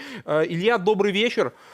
И давайте, наверное, начнем как раз с вот этого вопроса. Насколько вообще Украина довольна тем, как идет принятие санкций против России и как передается Украине военная помощь, в особенности бронетехника? Ну, разные есть мнения. Кто-то, у кого были завышенные ожидания, недоволен, потому что считает, что и санкции должны быть жестче, и помощи больше. Ну, у нас и у моих коллег, ну, я имею в виду тех, кто занимается политическим анализом, как бы особо ожиданий не было, иллюзий не было, что, конечно, и помощь будет достаточно ограниченная по разным причинам от разных стран, и, ну, и санкции, соответственно, в какой-то момент, а именно вот с 6-м пакетом, они начнут приниматься сложнее, как бы не так быстро, и, конечно, это все будет предметом компромисса, потому что все-таки достичь компромисса, когда всем странам-членам ЕС, это тот еще подвиг. И вообще то, что сделали на саммите ЕС, это уже, можно сказать, ну, очень серьезная победа для Украины, потому что, несмотря на то, что 6-й пакет санкций все-таки является компромиссным, но его приняли, и, в общем-то, Европейской комиссии в первую очередь удалось достичь договоренностей с другими странами, в том числе с такими, как Венгрия, например, которые занимали очень, ну, такую достаточно бескомпромиссную, казалось бы, позицию в начале. Стоит ли ожидать, что дальше будет еще сложнее, потому что очевидно, что Европа начинает задумываться о каких-то своих финансовых потерях в ситуации отказа от российской нефти. Сегодня выросли в очередной раз после нефтяных санкций цены на нефть. Стоит ли ждать, что 7-й пакет санкций, о котором рассуждения уже ведутся, приниматься будет еще тяжелее? Конечно, конечно. Ну, чем сложнее санкции, чем больше они задевают жизненно важные экономические интересы тех, кто их вводит, тем сложнее договориться. Но это логично, потому что одно дело, когда, например, принимались первые санкции, которые там, в принципе, особых потерь для европейских стран не несли. То есть они могли там наблюдать за ситуацией с минимальными потерями. Сейчас речь идет все-таки о введении ограничений, которые, кроме того, что болезненны для России, но они болезненны и для Европы очень серьезно. И в каком-то смысле я считаю, что вот с принятием 6-го пакета санкций особенно можно сказать, что начался отсчет экономической гонки со временем между Россией и Западом. Потому что, в принципе, насколько я понимаю, и Россия, и коллективный Запад, Штаты, ну, в меньшей степени, в большей степени Европейский Союз, они обе стороны уверены в том, что у них, что первое, что их оппонент сломается со временем, потому что, в принципе, об этом сейчас речь. Кто быстрее экономически сломается? Россия уверена, что Европа погрязнет во внутренних проблемах, в инфляции, там, во всяких вот этих как бы кризисных моментах, которые мы наблюдаем, и в какой-то момент пойдет на уступки и снимет часть санкций, и будет как бы склонять Украину к компромиссу с Россией. В Евросоюзе, наоборот, уверены в том, что Россия первая экономически сломается и, соответственно, остановит вторжение в Украину и тоже пойдет на уступки и начнет и сядет за стол переговоров. То есть в этом, мне кажется, сейчас происходит вся суть противостояния между Западом и Россией. Вот эти рассуждения, которые начались в Германии, общественная дискуссия насчет того, стоит ли поставлять тяжелое вооружение Украине, да, Олаф Шольц говорил о том, что это сложный этический вопрос в том числе. Такая некоторая усталость, рассуждение о том, что, может быть, Украине стоит пойти на уступки, не является ли все это признаками того, что все-таки европейское единство, возможно, мифическое, но начало ломаться у нас на глазах, и именно этого ожидает Кремль? Ну, я бы не сказал... Понимаете, я бы не называл европейское единство мифическим, потому что, ну, если бы оно было мифическое, никакого бы Европейского Союза не было. Но мне кажется, здесь просто, понимаете, у нас было не так много было ситуаций подобного рода, вот подобных кризисов. Первый, я считаю, это пандемия ковида, которая, кстати, тоже показала свои разногласия, которые существуют между странами Евросоюза. Я думаю, вы сами, может, помните, как сложно тоже принимались решения и у выделения там, кому больше помощи, кому меньше из бюджета ЕС, и как распространялись вакцины, и так далее, и так далее. То есть тут мне просто кажется, что здесь скорее речь влияют социально-экономические факторы, и некоторые страны ставят в приоритет свои национальные интересы, прежде чем общеевропейские. Эта проблема существовала давно.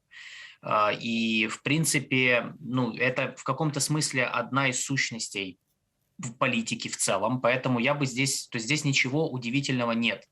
И, кроме того, в Евросоюзе все решения принимаются консенсусом. Консенсус это всегда вот выглядит так. То есть это сложно, это долго, это постоянные торги, это несколько раундов, много раундов переговоров. И, в принципе, мы видим это и на примере ЕС, и на примере даже НАТО, где там, например, одна Турция может заблокировать расширение НАТО, потому что ей что-то не нравится. С одной стороны, вы можете назвать это неэффективным, там, с другой стороны, это демократия, ну, то есть такой механизм работает. То есть я не считаю, что это как-то показывает подрыв прям единства. Это скорее показывает, что у многих стран есть свои интересы, свои взгляды на ситуацию, и они пытаются найти компромисс. Вот когда компромисс они не смогут найти вообще, вот тогда, да, это, можно будет сказать, уже начнутся проблемы, в том числе для их позиционирования относительно российско-украинской войны. І вось тут якраз вельмі дарэчы будзе паслухаць Владзіміра Зеленскі, які сёння падчас сустрэчы з прэзідэнтам Славакіі Зузанай Чапутавай падзякаваў ёй за падтрымку ад самага пачатку ўварвання Расіі на тэрыторыю Украіны. Ён таксама выказаў спадзяванне на хутчэйшае прыняцце 6-го санкцыйнага пакету, што тут адбылося, і зазначыў, што сітуацыя сапраўды складаная на ўсходзе, бо войскам не хапае адпаведнага ўзбраення. Давайте паслухаем, што канкрэтна прэзідэнт Украіны сказаў. На сході нам складно через те, що бракує. На Востоке нам тяжело из-за того, что не хватает соответствующего количества оружия, и вы об этом прекрасно знаете. Мы не привязываемся к датам деоккупации, мы привязываемся к людям в первую очередь. Если наши шаги по операции по деоккупации района станут ассоциироваться с десятками тысяч погибших наших людей, тогда мы будем ждать соответствующего оружия, чтобы сберечь по максимуму наших людей. Именно они сами и деоккупируют территорию, потому что территория без живых украинцев, если честно, для нас не в приоритете. Поэтому я считаю, что в первую очередь мы должны максимально думать о наших людях. Територію, бо ці території без живих українців нам, чесно кажучи, не в пріоритеті. Но к нашему эфиру уже присоединяется российский политик, психолог Леонид Гозман. Леонид, добрый вечер. И сразу вопрос к вам. Вот сегодня секретарь российского Совбеза Николай Патрушев заявил, что якобы целый ряд стран, в том числе Польша, уже ведут работу по расчленению Украины и собираются воспользоваться ситуацией войны. Как это можно прокомментировать? Сами главы России, политики российские верят в пропаганду, которая, собственно, об этом и говорит, что Польша собирается аннексировать часть Беларуси, часть Украины? Понимаете, в чем дело? Они потому и верят, потому наша пропаганда это говорит, что наши начальники в это верят. Понимаете, вот в чем дело-то. Да? Они в это верят, они это заказывают, как бы, и, соответственно, мы получаем вот такие представления Николая Платоновича Патрушева. Я думаю, что это неправда, что Польша этого не собирается сделать, но боюсь, что он верит в это, что он сам в это верит, и президент верит в похожие, не знаю, как назвать, измышления.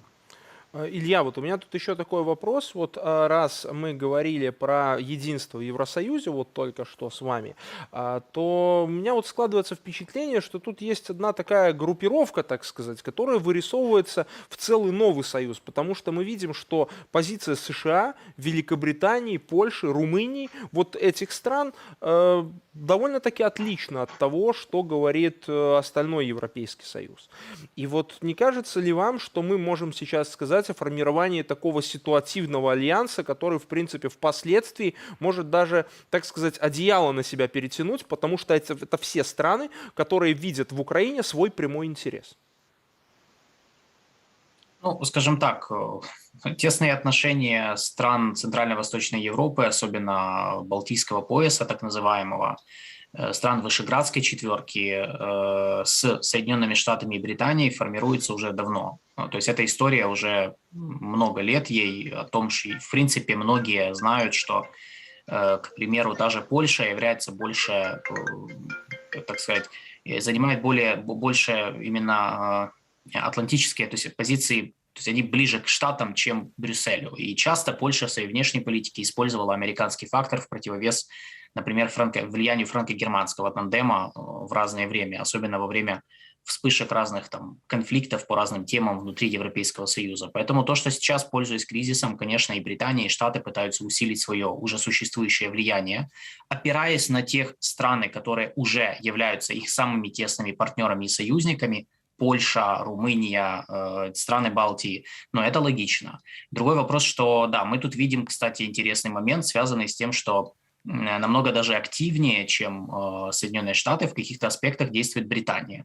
Нынешняя консервативная партия во главе с премьер-министром Борисом Джонсоном, ну, как бы давно, опять же, с момента публикации своего документа «Глобальная Британия», в котором они, по сути, описали, что они берут курс на восстановление глобальных позиций Британии в мире, начали усиливать свое влияние на вот этот регион и с ним очень активно работать. И сейчас, по сути, мы видим практическое продолжение вот этой политики, и она становится еще более актуальной, и война в Украине дала новый повод британцам, американцам об этом говорить, о том, что о необходимости усиливать военно-технические и другие связи с теми же странами восточного фланга НАТО, скажем так.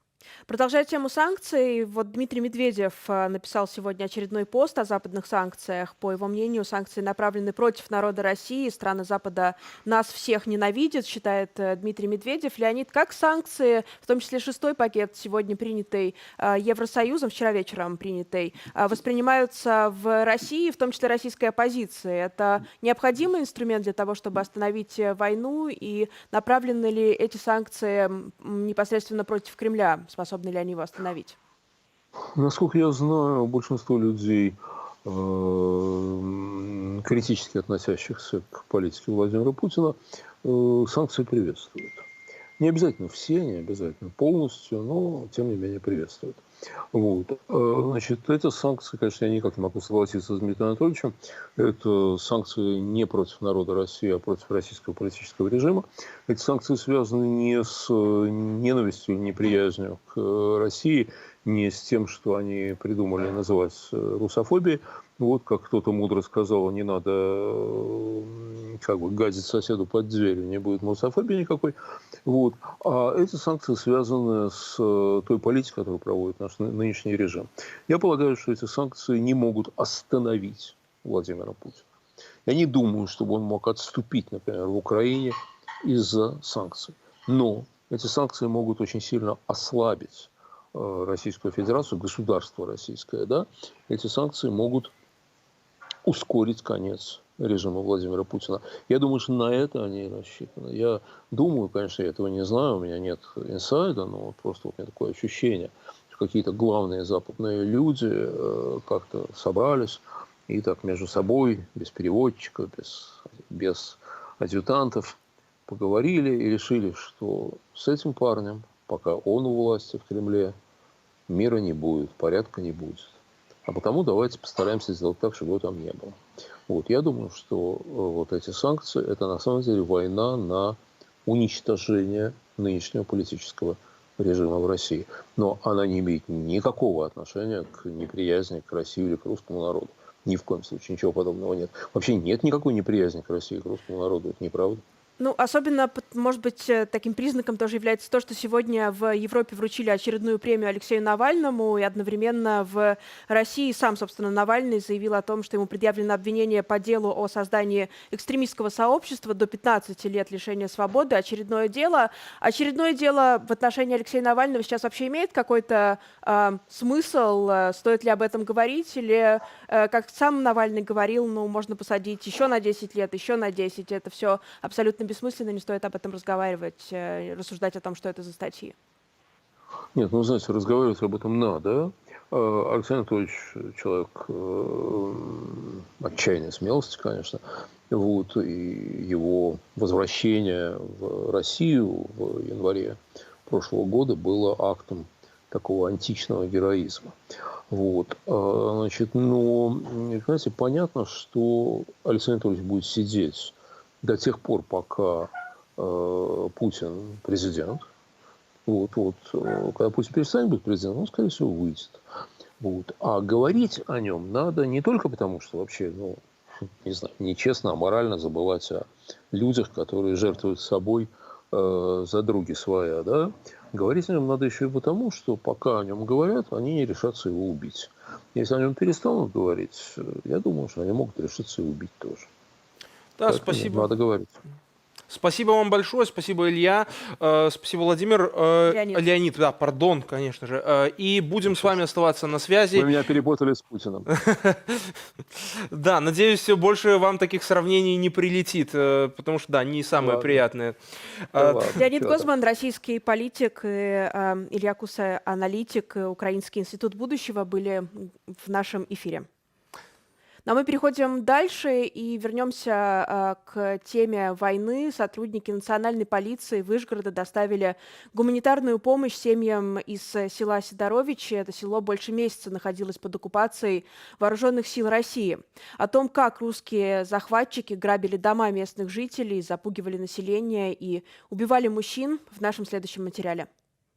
От села Сидоровичи до Киева 113 километров, а до ближайшего белорусского города Кирова и вовсе рукой подать – 82 километра. Сюда российские войска зашли как раз с территории Беларуси. Некогда мирная жизнь в Сидоровичах превратилась, по их словам, в кромешный ад. Это местная жительница Зоя Синицкая. Вместе со своим мужем она 27 лет растила детей и внуков, занималась домашним хозяйством. Но потом русские оккупанты убили ее мужа и оставили детей сиротами. Він стояв спереді під зброєю, а ми тут біля хати всі діти були стояли. Ти сказали, якщо він не піде, вони будуть стріляти в нас. По дітях. Всіх так? Да. І він змушений був, він покинув нас. Мужа Зои Синицкой российские военные забрали в плен под предлогом, чтобы он показывал, где что находится в селе и как лучше всего выехать на Киев. С тех пор его никто не видел. Самой Зое вместе с детьми и внуками, благодаря волонтерам, на какое-то время удалось выехать во Львовскую область. Когда она вернулась, ее мужа нашли мертвым на остановке. На теле были следы пыток. Що йому ламали руки, пробита була спина. Ноги простріляні були, дуже сильно катували його, що, може, він помер за те, що його просто катували.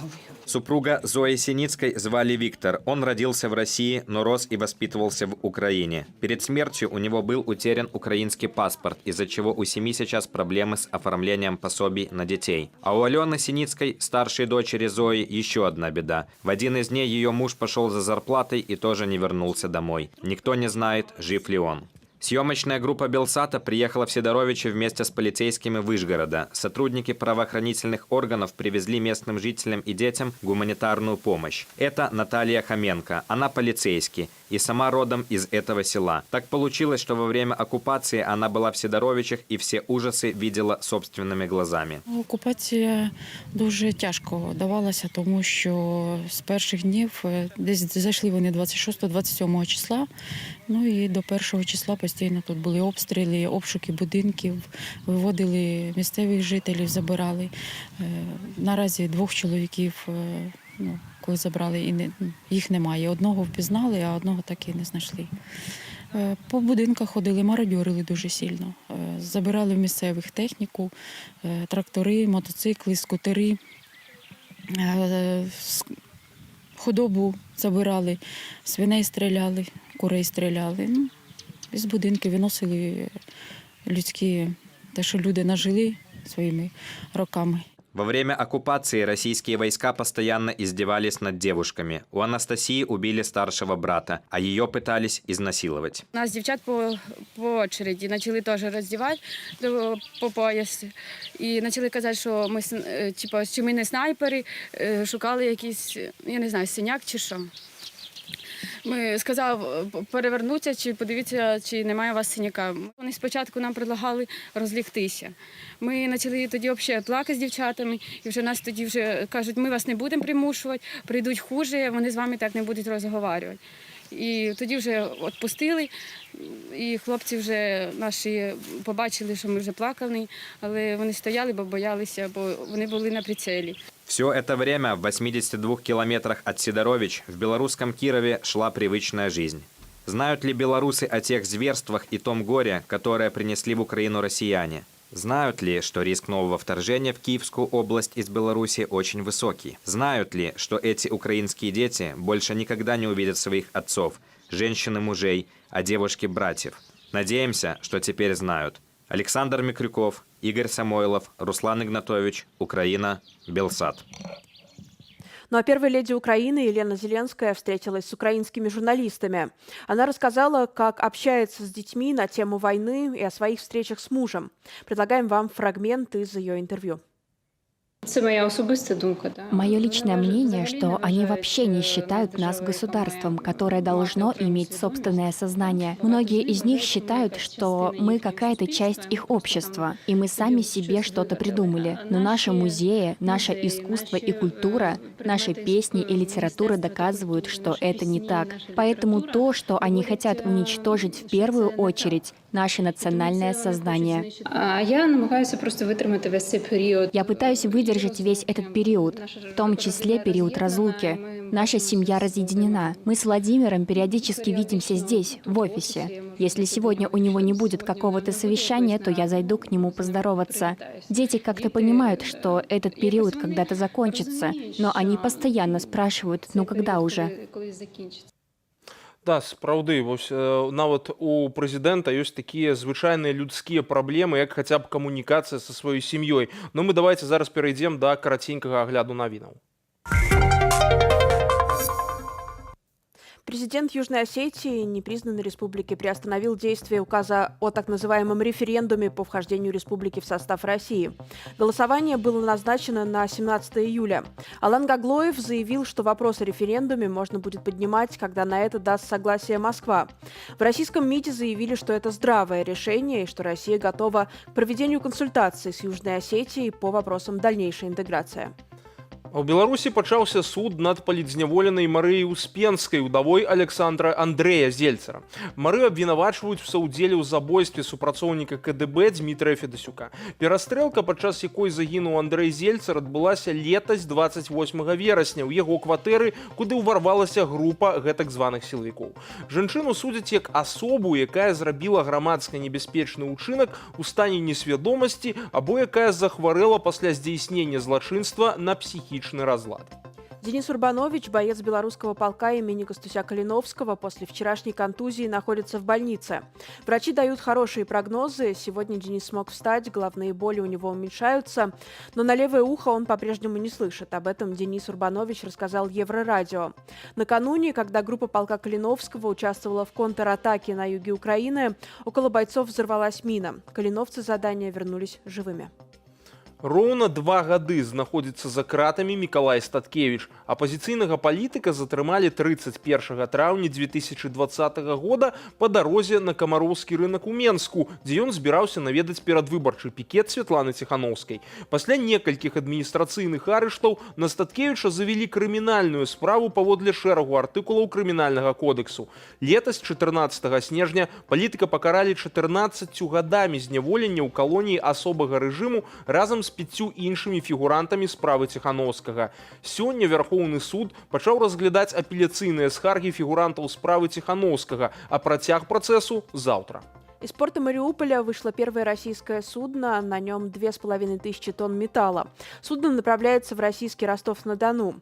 У так называемой ДНР появился собственный торговый флот, который состоит из судов, оставшихся у причалов Мариуполя. Об этом заявил глава донецких сепаратистов Денис Пушилин.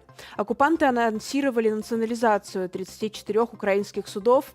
Они вывозят из Украины также запасы зерна. Киев назвал это мародерством и грабежом. Дзень народзінаў беларускай пісьменніцы Светланы Алексіевіч, лаўрэаткі Нобелевскай прэміі ў галіне літаратуры за 2015 год. Светлана Алексіевіч – аўтарка кніг у жанры мастацкай апрацоўкі жывых галасоў. Яе творы пяцікніжжа з чырвонай антыутопіяй «У вайны нежаночае аблічча», «Апошнія сведкі», «Цынкавыя хлопчыкі», «Чарнобыльская малітва», «Час секонд-хенд» сёння гучаць надзвычай актуальна. У Беларусі пісьменніца не мае ніводнай адзнакі ці ўзнагароды, а пасля гэтак званых прэзідэнцкіх выбараў 2020 году яе выклікалі ў гэтак званы следчы камітэт у справе каардынацыйнай рады беларускай апазіцыі.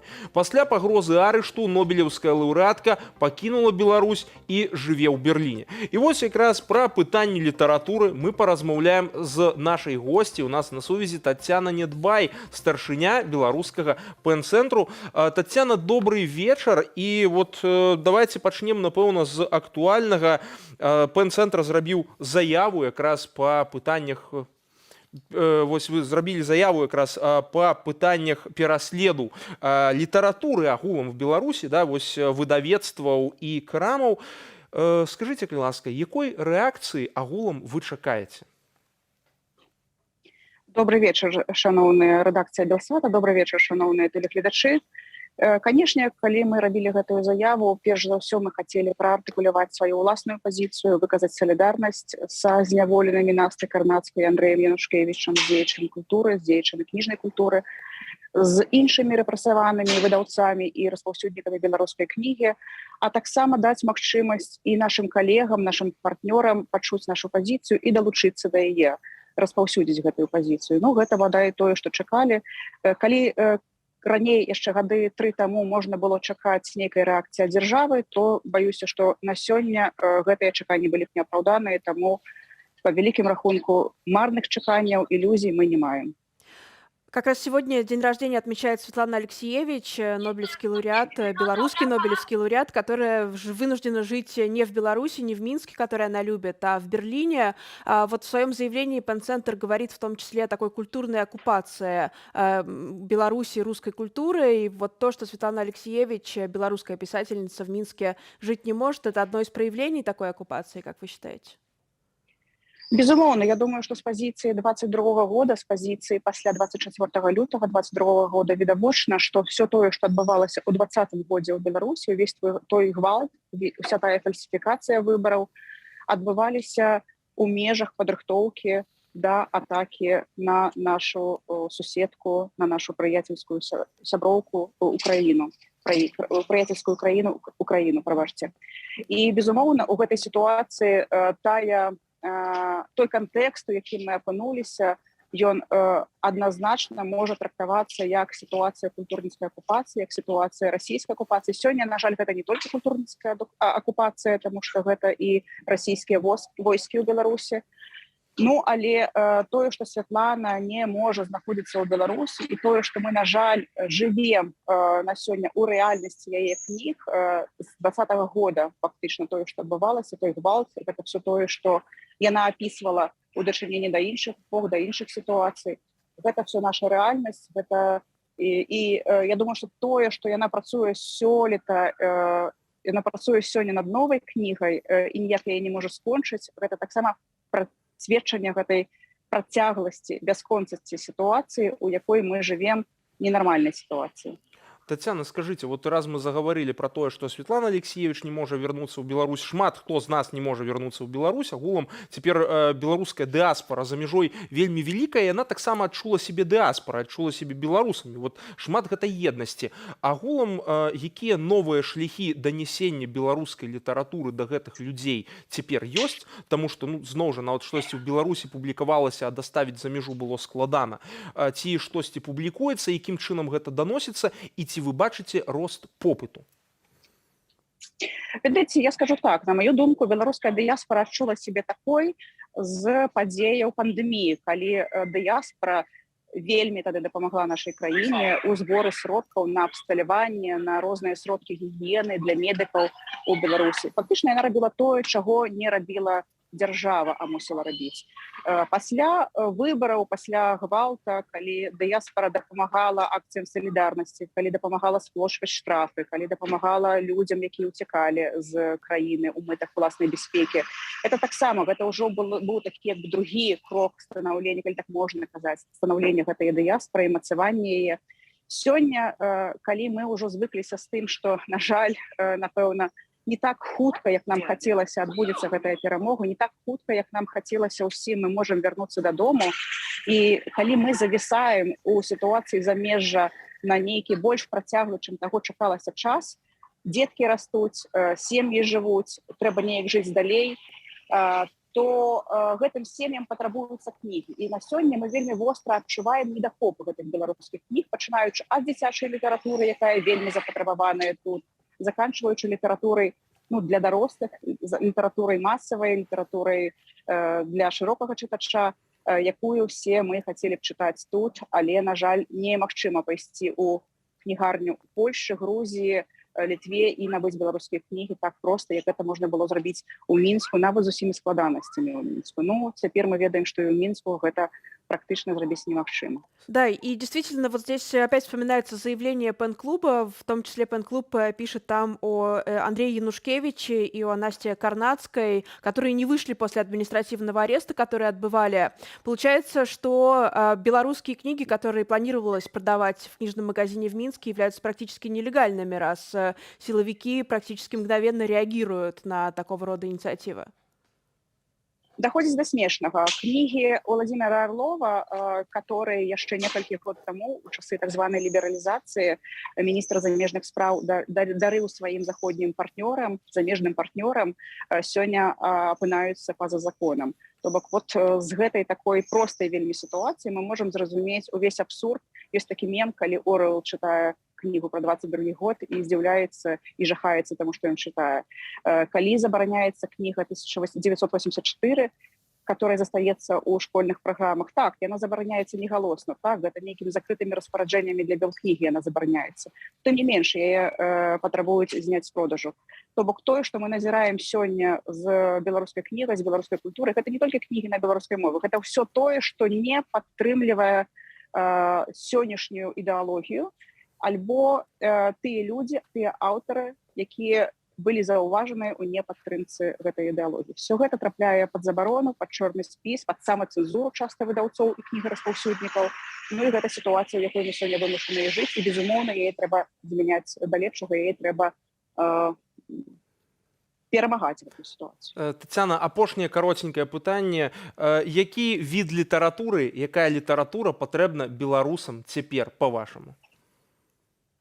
Ведаеце, я, можа быць, пагляжу на гэтую сітуацыю трошкі са скажонай перспектывы, таму што сёлета я была ў журы прэміі імя Рышарда Капусцінскага за найлепшы польскі рэпартаж, за найлепшы літаратурны рэпартаж на польскай мове. То бок гэта былі і польскія рэпартажы, і перакладныя рэпартажы на польскую мову. І я з вялікім задавальненнем праглянула больш чым 100 кніг у форме рэпартажа. Гэта быў і літаратурны, і журналісцкі рэпартаж.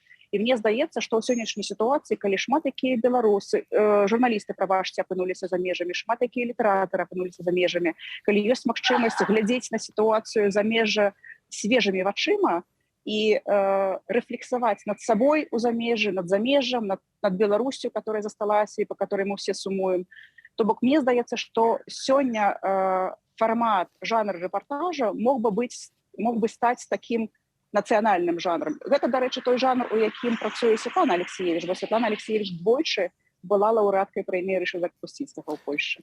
Ну і вось на гэтай ноце, на жаль, вымушаны мы скончыць. Спадзяюся, то, што больш такіх твораў з'явіцца. Дзякуй вялікі, Таццяна. Таццяна Нідбай, старшыня ПЭН-цэнтру, была ў нас у гасцях. Зараз мы, паважанае спадарства, ўжо мусім з вами развітацца. Гэтыя 2 гадзіны з вами прапрацавалі па-расейску Маша Макарова. И по-белорусски Дмитрий Мицкевич. Но в нашем эфире еще один материал. Последний звонок прозвучал в украинских школах не так, как обычно. Из-за войны дети в этом году закончили учебный год онлайн-праздником. Кроме этого, в следующем году у них будет специальный факультатив по минной безопасности. Как прошел последний звонок и будет ли следующий учебный год в украинских школах, узнавали наши корреспонденты. Ну а мы на этом желаем вам спокойного вечера. Работу в студии Белсата утром продолжат наши коллеги. Оставайтесь с нами. Пустые парты и тихие коридоры, а вместо праздничной линейки смонтированное видео с поздравлениями. Так в Киевской школе номер 148 имени Ивана Багрянова сегодня прошел последний звонок.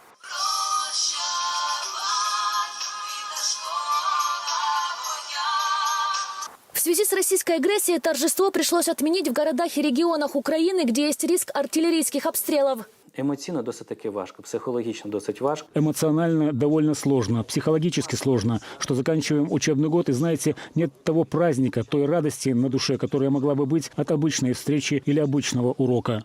Беда не миновала и столичное учреждение. Здесь знают не понаслышке, что такое терять родственников самих педагогов и даже учеников. На жаль, загинув учень нашого класу, 7 классу. К сожалению, погиб ученик нашего класса, 7 класса. Это огромная потеря, огромная боль для нас, для всей школы. Вместе с родителями, находясь в оккупации, он получил смертельное ранение от кассетных бомб.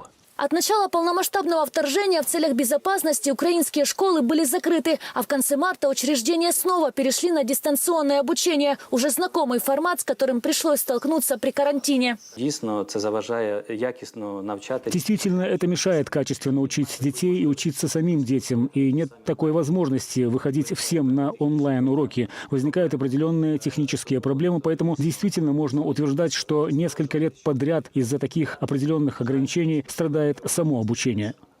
Привычная аттестация для выпускников, внешнее независимое оценивание также отменили, а на время войны ввели мультипрофильный тест. Він все включає 3 предмети.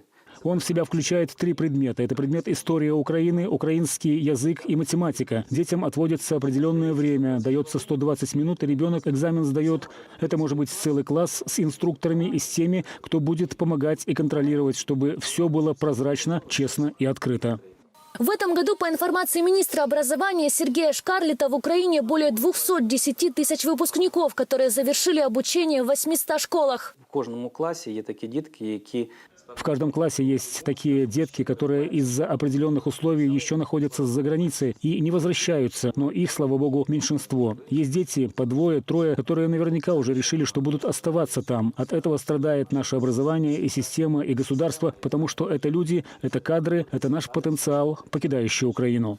С последним звонком совпал и крайний день приема первоклассников. Только в это учреждение их записалось уже 75 человек. При входе встречаем Виту с ее 6-летним сыном Марком, который уже в сентябре пойдет в 1 класс начальной школы.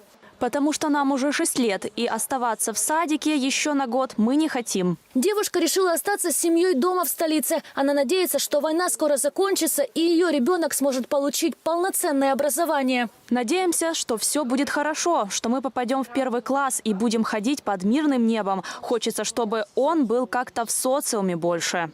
Я уже очень хочу с детками сидеть за партами. За более чем 3 месяца российской войны в Украине было разрушено более 1800 образовательных учреждений. 1 апреля 2022 года в профильном министерстве выдали указ, согласно которому учебные заведения могут самостоятельно определять дату завершения образовательного процесса. А еще школьникам придется овладеть новым предметом из-за последствий боевых действий – по минной безопасности.